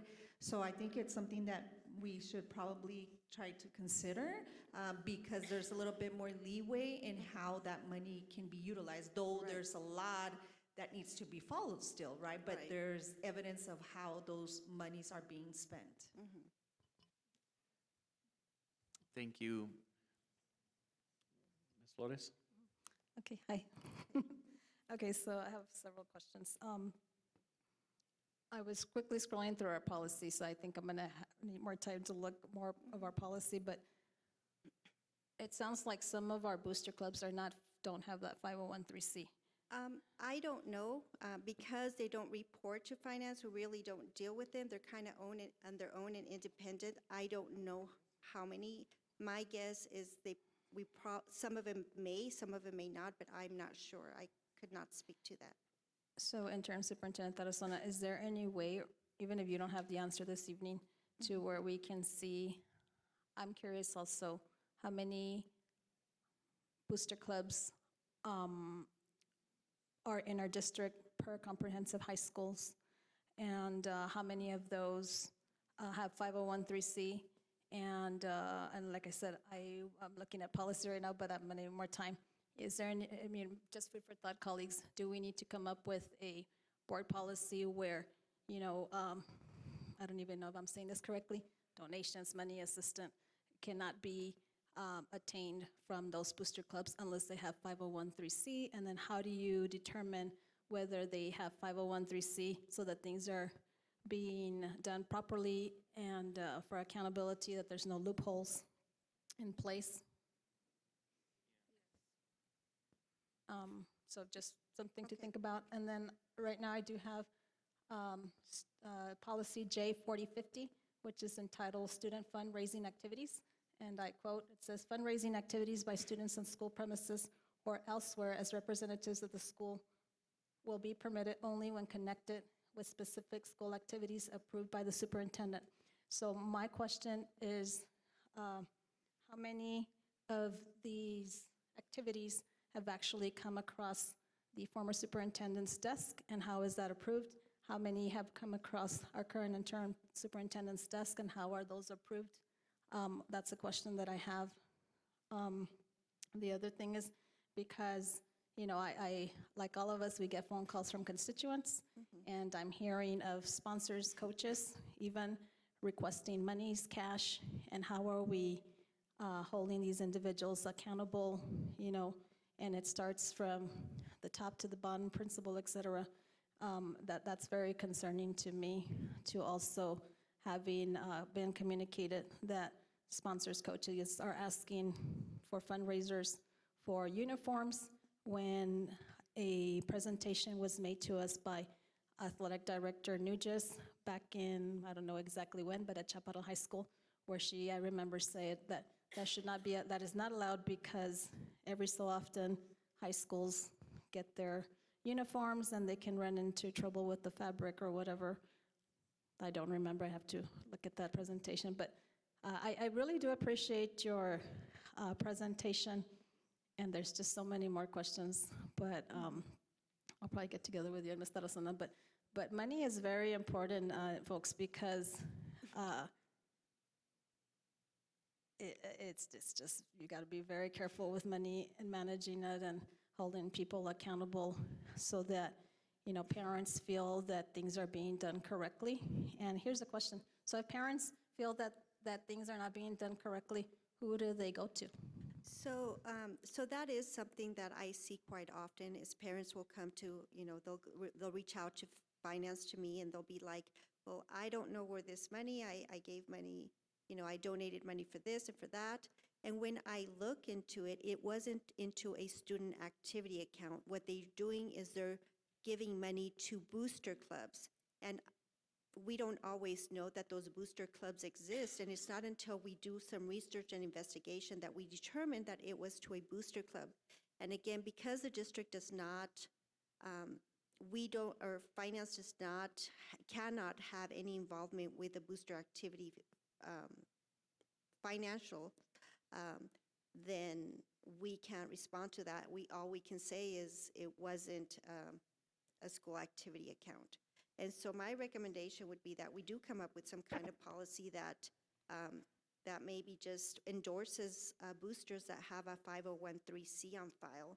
That way parents can feel you know, comfortable going to boosters. And then the other thing that it's a recommendation, but it's not in policy, is that whenever we're having booster activities, that they do not happen during school hours, because when they happen during school hours, then the impression is giving that that money is being donated to the school, and then they come ask me, well, where's that money? And I'm like, well, it never made it to us. We have to do an investigation just to find out that it was a booster club. And So and Vice, just, I'm Vice sorry. President Flores, so I think that what we could do is we could reach out to the current booster clubs that right now we have functioning in the district. They are at will, so we could see how many of those have that 501(c).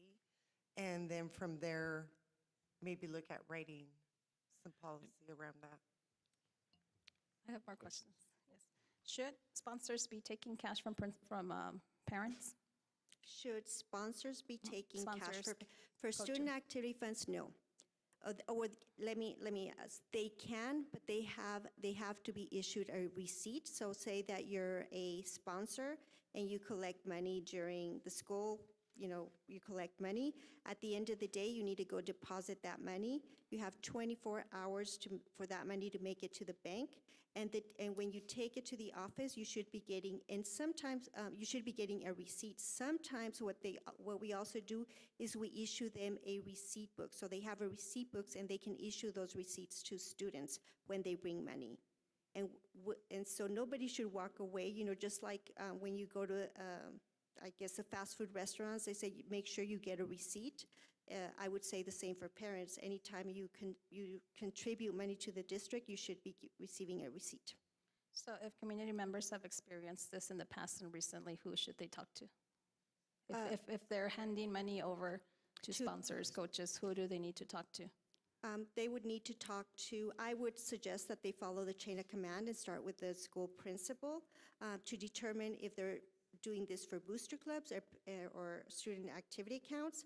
If it is in a student activity account, then it needs to go up the chain of command, which usually Yolanda handles a lot of those investigations. So then we would do that, and then depending what we find, then we will investigate and take corrective action. So does that mean that any sponsored coach obviously needs to be communicating with their supervisor so that the principal knows exactly what's being fundraised so that that person is not caught by surprise? Well, and again, if we're talking about student activity funds, they should be doing that before they even start fundraising. So as you saw in the presentation, there is a log, a student activity log, that you put what fundraiser you're going to have, and there's an application that says, what are you going to do? When are you going to do it? What days? So that the principal is well aware that, that this fundraiser is happening. And then we also have a copy of that. So if, say, there's an event for, I don't know, hot dog sales for the volleyball club, we know that we should start seeing receipts coming in for volleyball hot dog sales. And so we look for those. And I guess I'm sorry. Go ahead. I think my final question hopefully is that, so I understand that the district does not have even the GISD logo or any of our logos branded, patented, or whatever that is. So currently, you know, I see out there on Facebook, you know, these activities that are happening, come and fundraise and help. All proceeds will go to whatever club it is. So at this time, we really can't do anything, even though they're using the logo of the tennis club, of the band, of the whatever. I mean, so when you go and support, in other words, like if I want to help the tennis club and they're having a bake sale, and there I see, I'm just going to say Alta Vista because they were here tonight, Alta Vista Early College. So, you know, of course I want to help. So I want to buy, but then, you know, I'm kind of iffy because I'm like, well, these contributions or whatever, are they going to go? So at that point, it's just strictly, I mean, we're taking a risk. You're right. So I would recommend that, you know, that we have a list of booster clubs that district endorses. That way we know there's a 501(c), but otherwise it's kind of like, and I hate to say because my husband still does business that way, it's a handshake, basically saying, you know, I trust that you're going to do what what you said you were going to do with the funds that were fundraised. So obviously, this is something that we really need to look at, and I guess, you know, I would ask that we come up with a plan of how we're going to attack this. And I know that you all will come up with a good one, but Yes, thank you. Vice President Flores, I think the first step would be to find out how many boosters we actually have in the district and which ones have that 501(c) or not. So that could be a place where we could start, for sure. And then, as Ms. Martinez said, encourage them to get that endorsement so they could be endorsed by the district. So that would be a place to start. Because right now, we don't even know how many boosters we have, Ms. Flores. Okay, and then just a suggestion, now I'm thinking like, well, I mean, I can't separate myself being from parents, so a suggestion, take it or not, is like, when you have, especially with sports, when you have these meetings where the NMAA, you watch the videos, you know, to behave in the stands, you know, I think maybe finance should come in and educate parents that, you know what, if a coach, if a sponsor's asking you for cash or whatever, there better be a paper trail, the principal better know, educate him, so that, because they're trusting, and some individuals will take, unfortunately, advantage of individuals, so thank you. Thank you. Any more questions? I do have two more questions, Ms. Ludim. What's the average money balance on the student, the ones that are managed by the schools, like for a band, I mean, any other social club? So overall, because there's so many accounts, like we have band, we have made band at Gadsden, Chaparral, Santa Teresa. So there are a lot, but altogether there's about $500,000. Is that correct? Wow. Oh, 2 million? Okay, that's totally off. So about $2 million. But I could not tell you. There's some that have very low balances. They can have like, I don't know, $200 that just sits there. The club isn't active. And then there's others that are just, thriving. Well, thank you. And yeah, I think that if we're able to go ahead and come up with a way to verify and the booster clubs that are endorsed, that would just give like a lot of peace of mind and credibility to the ones that are going through the proper process to be able to be funded the right way. Correct. Thank you. Thank you. Moving on to item 14B, the GISD Special Education Climate Survey update. Ms. Associate Superintendent Rodriguez will present this item, President Lira. Good evening, President Lira, Interim Superintendent Ms. Tarazona, and members of the board. This evening, we wanted to give you a few updates on what we've got going on regarding the climate survey. So right now, what we have in process is we've been looking at caseloads, reviewing caseloads and workloads.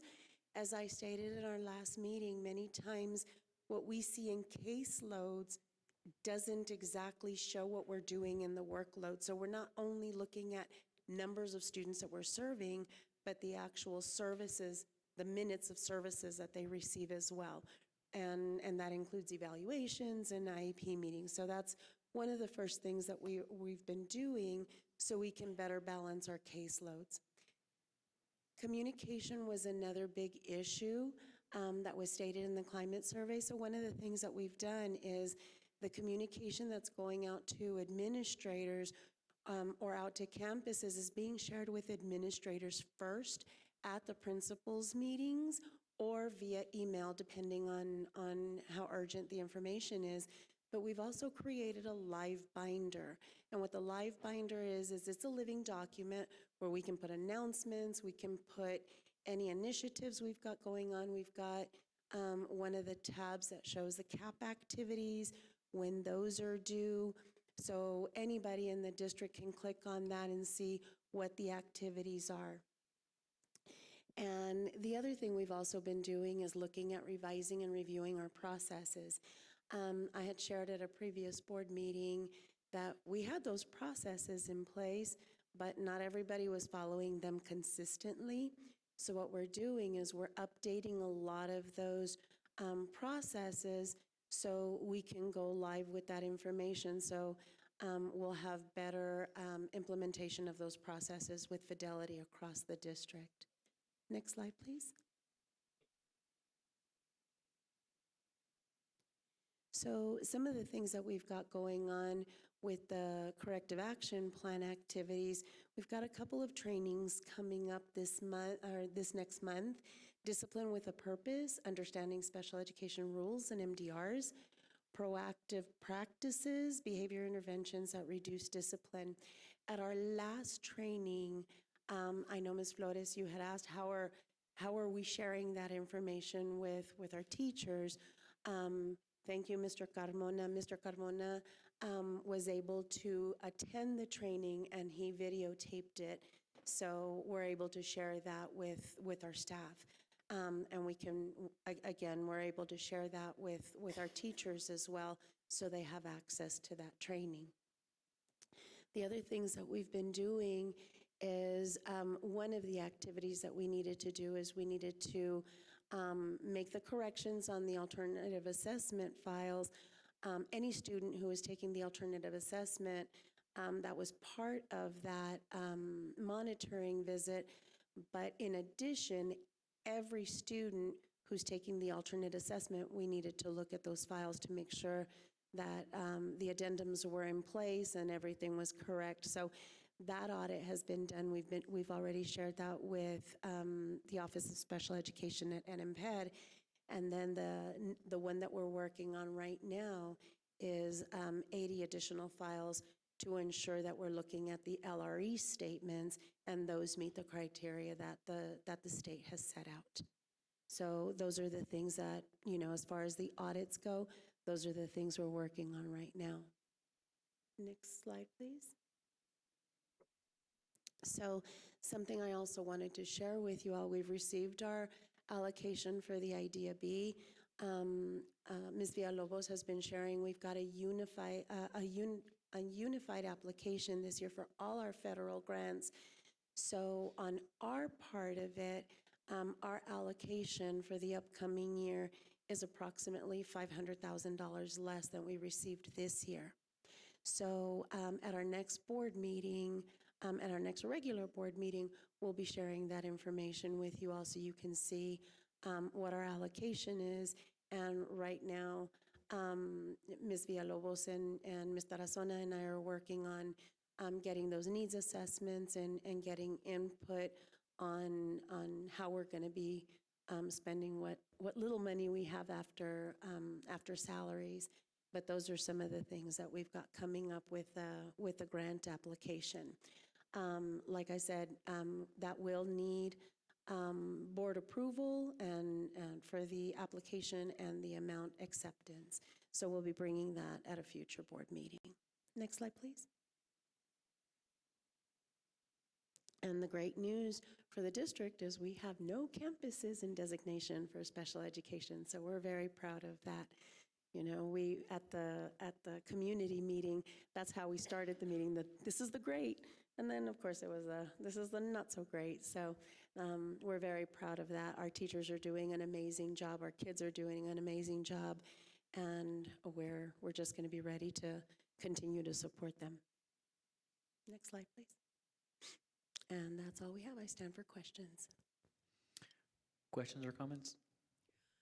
Well, first of all, I commend you because you have a very difficult job. It's always under scrutiny by the state.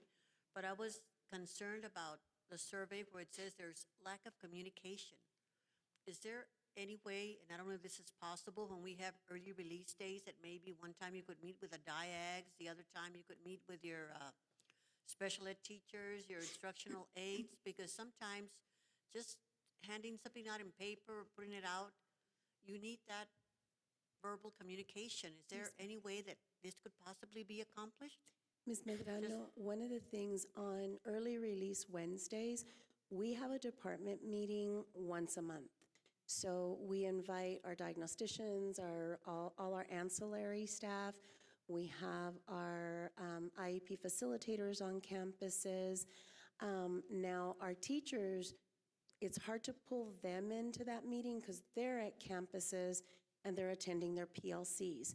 So one of the things that our special education coaches do and our instructional specialists do is during those early release Wednesdays, they're out at campuses and providing that information at their PLCs. A lot of the stuff that we're sharing with diagnosticians right now has been surrounding a lot of the training. We just had a meeting this week. We were sharing updates on the CAP and what we're looking for. Again, sharing that information. I think a lot of what, again, when we received the corrective action plan, we tried to get on top of it as soon as we got that information. We were sharing information with some of our staff, and unfortunately, we weren't sharing that information with some of our administrators. So when our staff went back to campuses, and I see Ms. Carnaval kind of nodding her head over here. So we were trying to attack it from one side, and administrators were kind of blindsided on it. So that's why we're sharing the information with our administrators first, and we're letting them know these are the things that we need to work on. Give us some input on how we can support campuses or how we can make these corrections on the files before we address it with our staff, and then they go back to campus and our administrators are sitting there going, well, what are y'all talking about? So that's one of the ways that we've done, but we have had like I said, our department meetings once a month where we're sharing pertinent information. Anybody who's gone to training is sharing the information from the trainings they've attended with all staff. So everybody's getting the same information. Okay. Well, another thing, I was also happy to hear that we now have coaches, special ed coaches. Yes, ma'am. Are all of them endorsed in special education?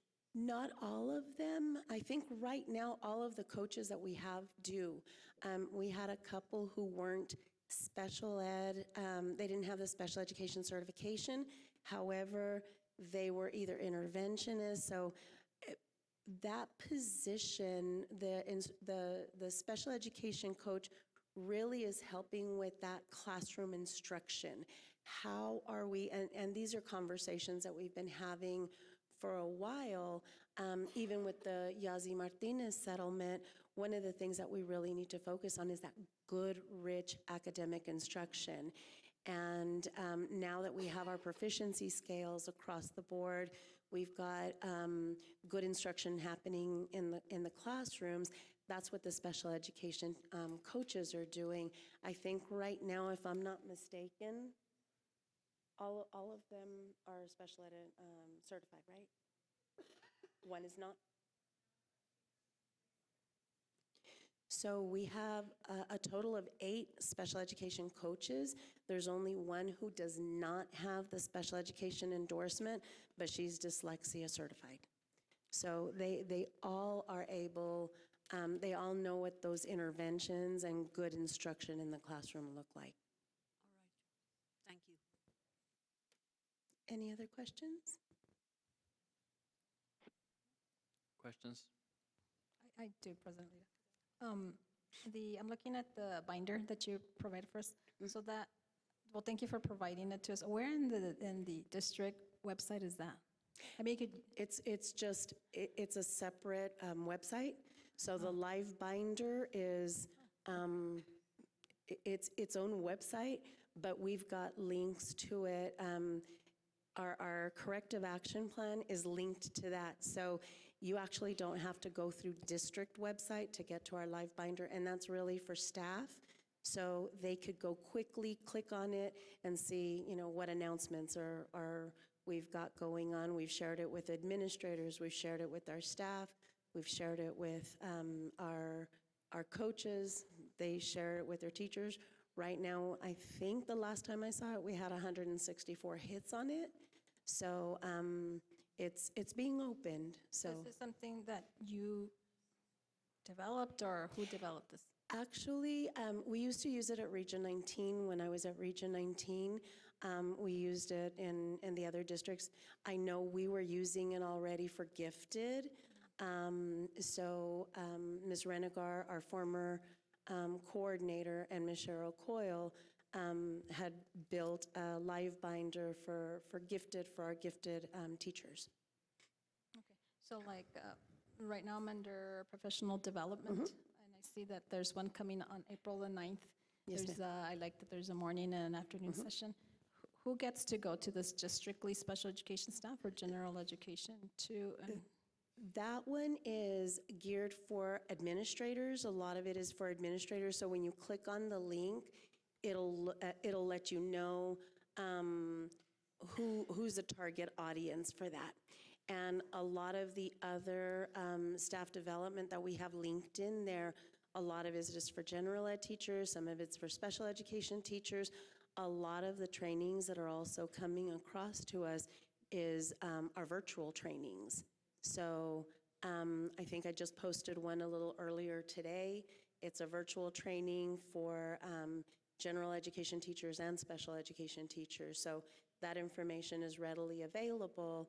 These are things that are being offered by the state. So we're just putting it on there. So that way people can, instead of it getting lost in an email, we're forwarding the emails, but at least instead of trying to go back and try to find it in your email, they can go to Live Binder, click on it to see what's coming up. And the trainers for like these two that are listed are Gadsden special education coaches, or who? No, CES, I think it was CES. CES is coming Also, into. there's Zoom trainings or virtual? No, they're coming. They're coming in person. The last one we did on PLAF statements, and we've been doing our instructional specialists have been doing a lot of training, but these ones are from CES. Okay, thank you. You're welcome. Any other questions? Any more questions?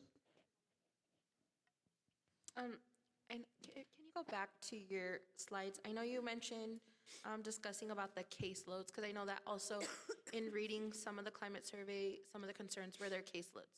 How are they tracked? How do we track their caseloads? So it depends. So for teachers, it's listed by teacher and then the students they serve. Our staff, our department staff, it's pretty much the same. Each person has a student assigned to them.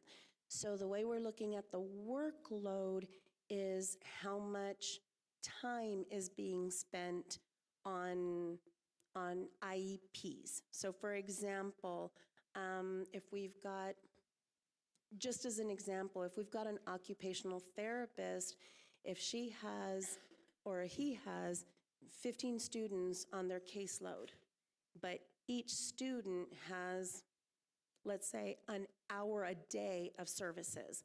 Well, you look at 15 students, that doesn't seem like a lot, but when you total up the number of minutes, that really shows you per week how much they're spending on just service time. Our occupational therapists are all over the district, so we have to include travel time because they may have 2 or 3 students at one campus, they have 3 or 4 students at another campus, so we've got to also consider that travel time versus some of our other staff members who are only at one campus or they're at maybe 2 campuses that are in the same area. So that travel time isn't going to take as much time as, somebody who's covering 3, 4, 5 campuses. So those are all things that we look at.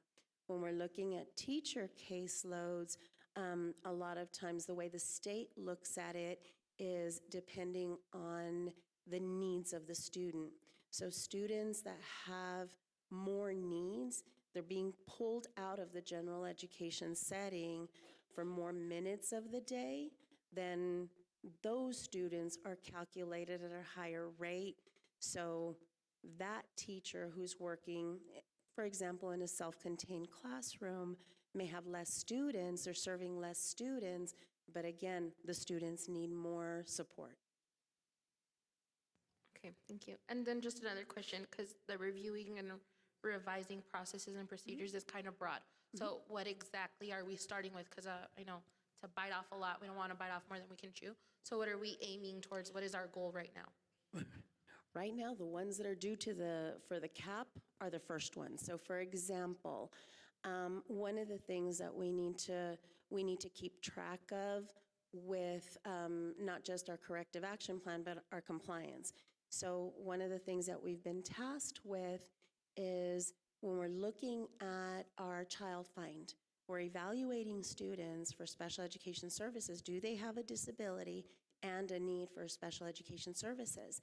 So when we're doing that, we also have to track that data. So what campus, what socioeconomic, are they bilingual?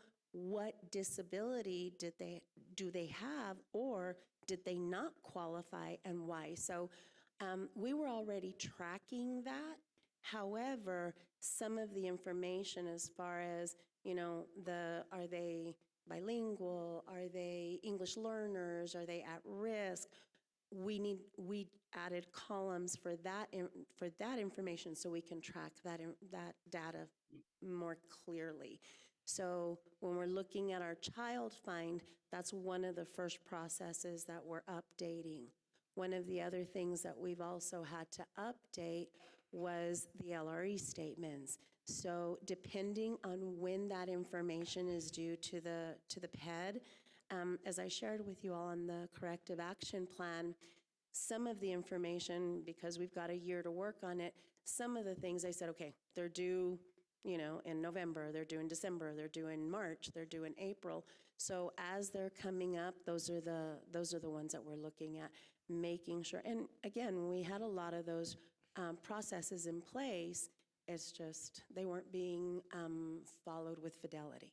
Ms. Guerrero, if I might add on that, I think you're asking about the process and procedures. So the first thing is to make sure that our processes are aligned within our department and how those processes are communicating. We found some discrepancies even within our own documentation, where one requires one thing, the other one requires another thing. So we are looking at that. I know we're working with the SPED Associate Superintendent and the directors and Mr. Ellison on that to make sure that that is aligned. Because right now, if you read a manual from here or somebody else created, they have contradicting information. So that's the start of a problem. So in order to align those processes and procedures, we have to make sure that we review that and that everybody has that manual. So that is the first step.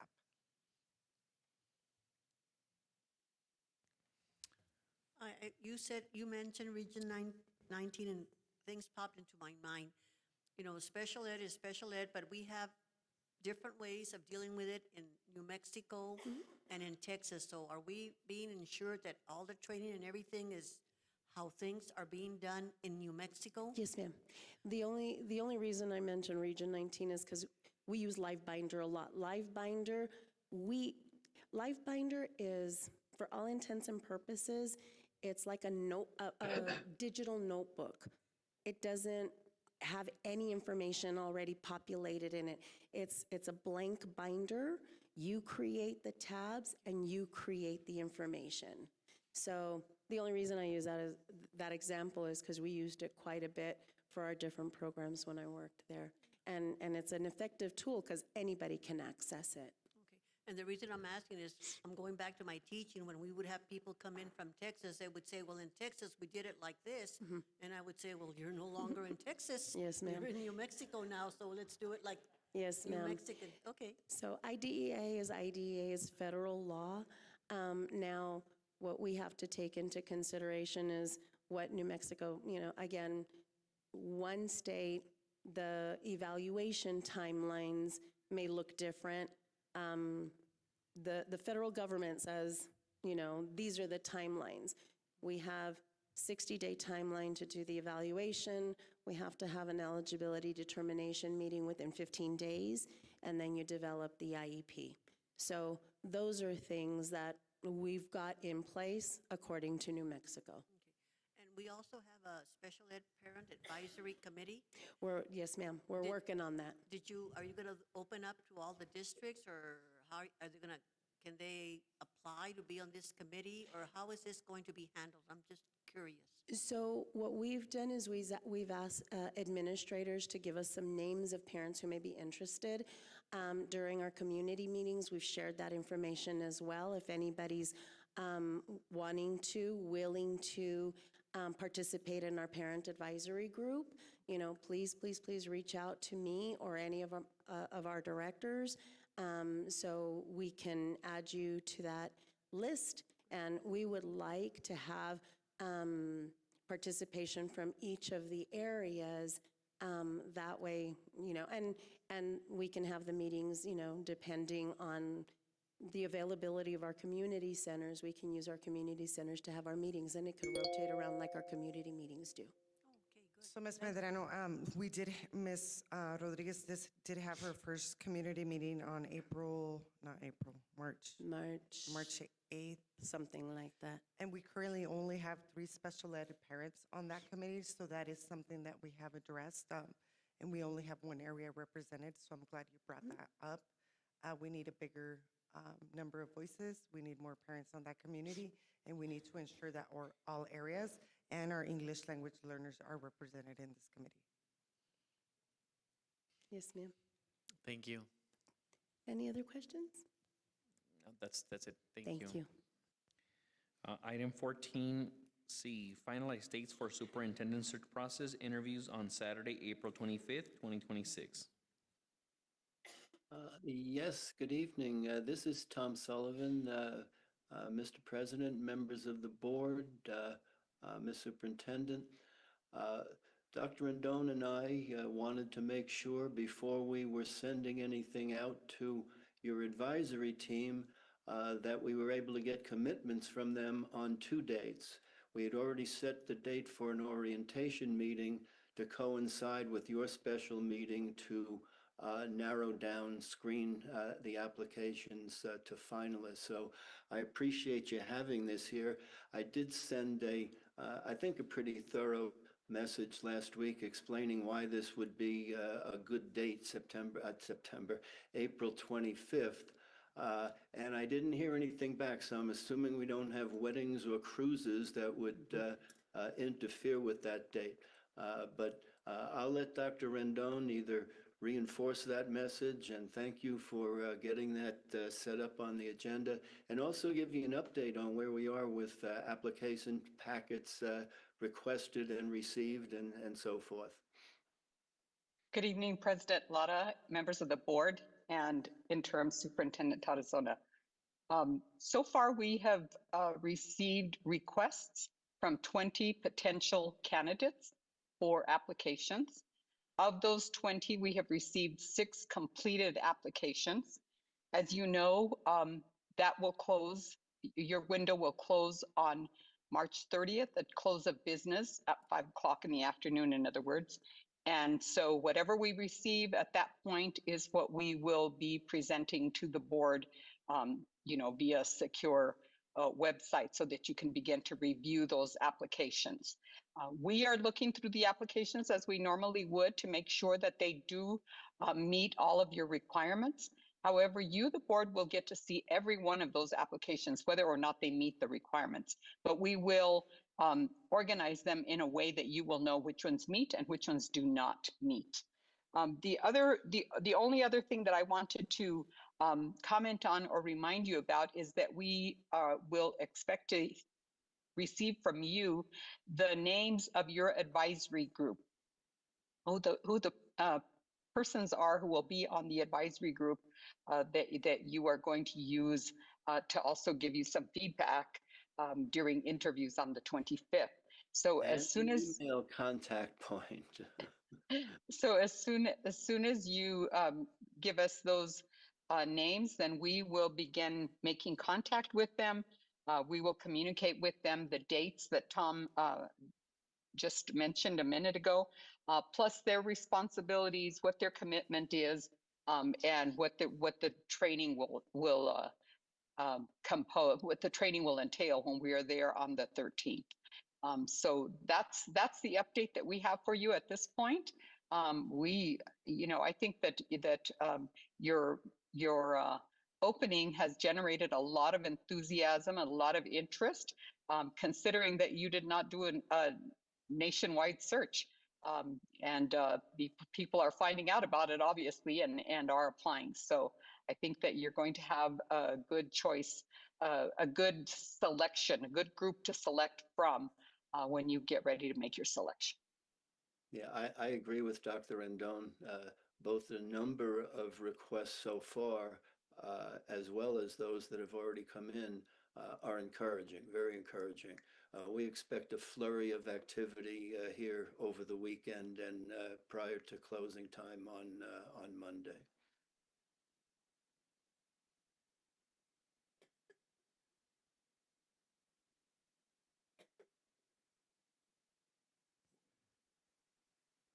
Did we lose Mr. Sullivan? people?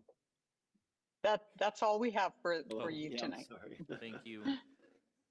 Questions? Miss. Yeah, President Lita, I do have a question, and so I'm going to admit I'm on Facebook because I wanted to, I haven't even checked this. I saw that it was posted on March the 13th asking for advisory for our advisory members, but I don't see a deadline, so that's concerning. And then it's the first time that I try it, so I'm trying right now. If I click on that link, it tells me sign in to continue. Like I see it like that.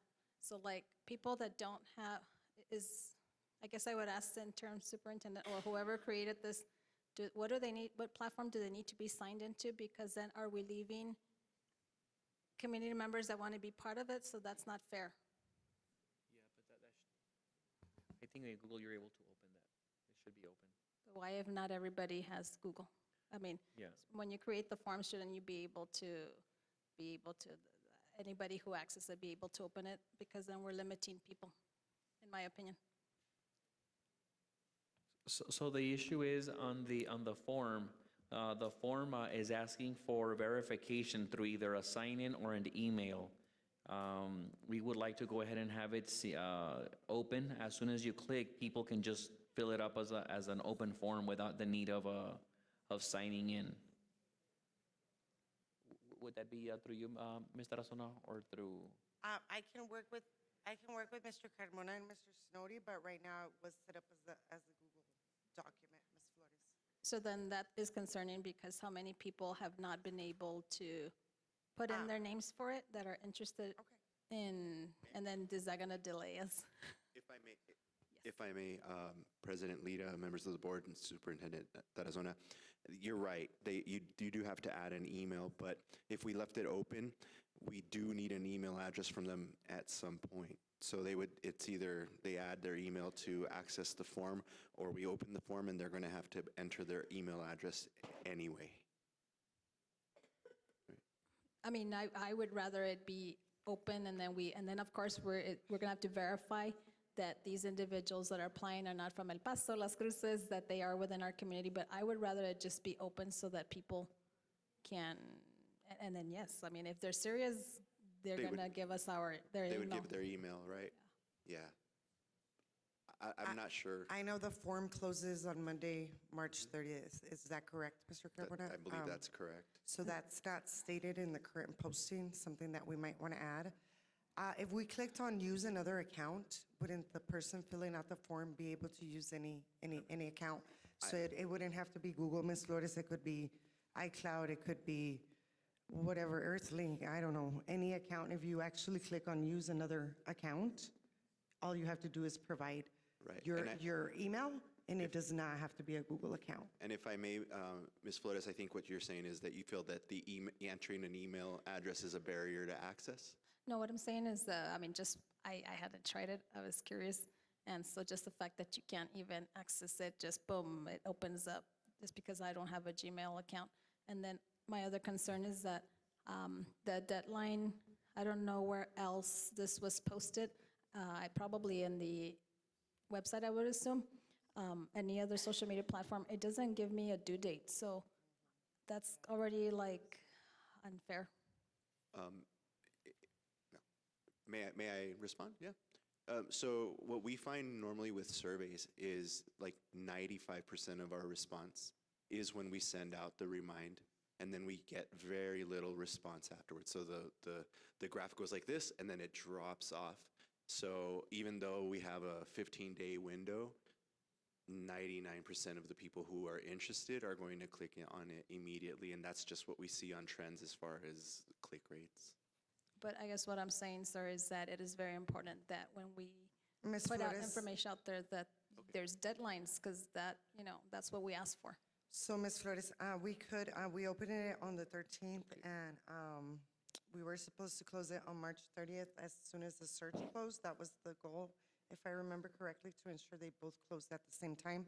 If the board feels like maybe people were not able to fill it out, we could extend the opening. If you would like us to do that, we could extend it.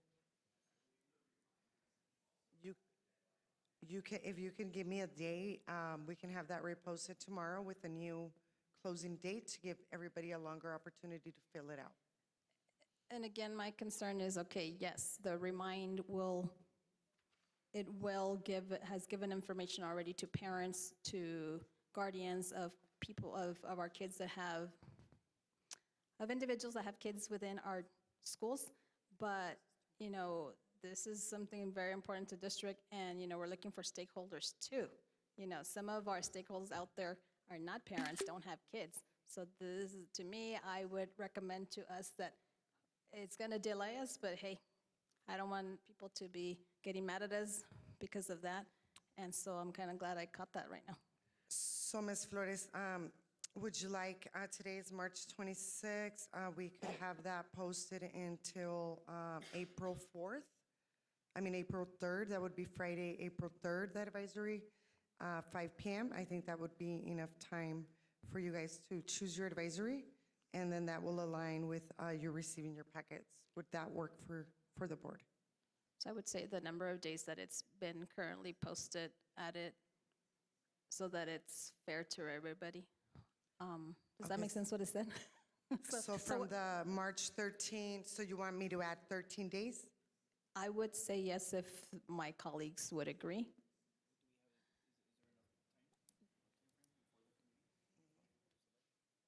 Mr. President and members also, of the board, do you mind if I chime in? Remember that we're planning to have our orientation with that committee right before your special meeting to have your screening of your applicants. The farther out you push this, the harder it will be for us to get commitments from those people to join us on the 13th. So that if we add 13 days, Ms. Flores, that would push us to April 8th. And I believe Mr. Sullivan just stated the special board meeting is Monday, April the 13th. This is Christian. Then how many days are we able to extend that we're still like, I guess, in the, within the time frame? Mr. Sullivan? Well, the second piece of that, besides simply sending it out, is you folks getting responses and then, gathering the information, hopefully for Ms. Delgado to compose that then Dr. Rendon and I can, use to send out to them as a group email, certainly thanking them and then inviting them to these 2 days and making sure we get the commitment for the orientation on the 13th and the interviews on the 25th. Gloria, am I missing anything on this? No, what I would say, President Lara, members of the board, is, that if you want to extend it a couple of days, that would probably be all right. You could still get everything done that you need to do. We would be able to communicate with those people. But if you get 100 people who want to participate, for example, if you get 100 responses, the board needs some time to cull that down, right? And because I think that you probably don't want 100 people on your advisory. So how are you going to do that? When are you going to do that? And still give us time to communicate with those folks about the training date on the 13th. This is Christian. Let's say we do open it for 5 more days, 7 more days. And I think this question is more for Mr. Carmona, if you may. Let's say we open it tomorrow for the next 7 days, 5 days. Would it be feasible to send through the Remind app or through other channels where we can actually directly target people that may be interested? Or how can we go ahead and just, I guess, send the message out there to cover some of the ground that was lost in those days? President Lita and members of the board, Superintendent Tarazona, we can do a full court press. The Remind message, Ms. Flores brings up a good point. I was thinking primarily people that are connected via Remind. We can do social media push, and if you'd like, we could also do a media release and just announce it, and hopefully local outlets will pick that up. I'd be happy to do that for you. I think that's a perfect idea to really do a push, whatever you call that, to go to the media. Full court press, yeah. Yes, and I would, and whoever's watching right now, I mean, please share it on your Facebook, social media, and please make sure there's a deadline on there, sir. And yes, I like the idea of it going to the media. So to my colleagues, what do you guys think would be? What is it? President Lita, if I may, one more week would put us, tomorrow's Friday the 27th, if we gave it one more week, we would actually look at April 3rd, which I think would work with you guys going through the advisory and being able to meet your special meeting date. President Lita, also just for curiosity reasons, do we know how many inquiries we have already?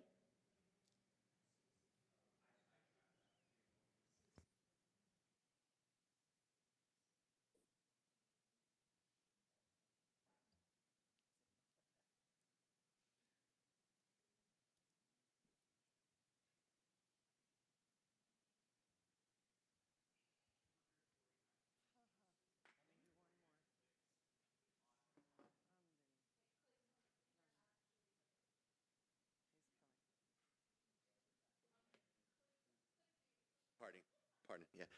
President Lita, members of the board. So that 249 is the number of times that people clicked on the link. I do not have access to how many have completed the survey. That would be Mr. Snowdy. Both Ms. Tarazona and I have removed ourselves from that process.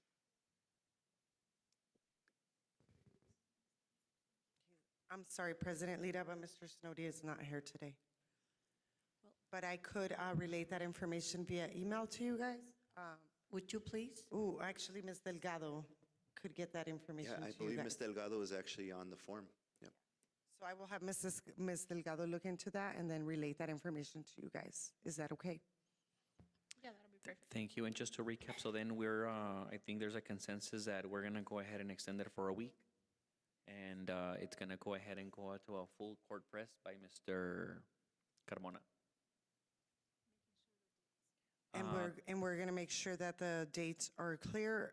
End of the day, April 3rd, Friday by 5 p.m. Is that correct? Good by me. Are you guys good with those dates? Yes. Thank you. Any more questions? No. Thank you. Moving on. Before I go into the upcoming board meeting and events, Ms. Tarazona, could you go ahead and recap the items that we discussed for action or to review? Ms. Burciaga should be taking note of that. Ms. Mejia is not here today. Ms. Burciaga, can you please come up and do a recap?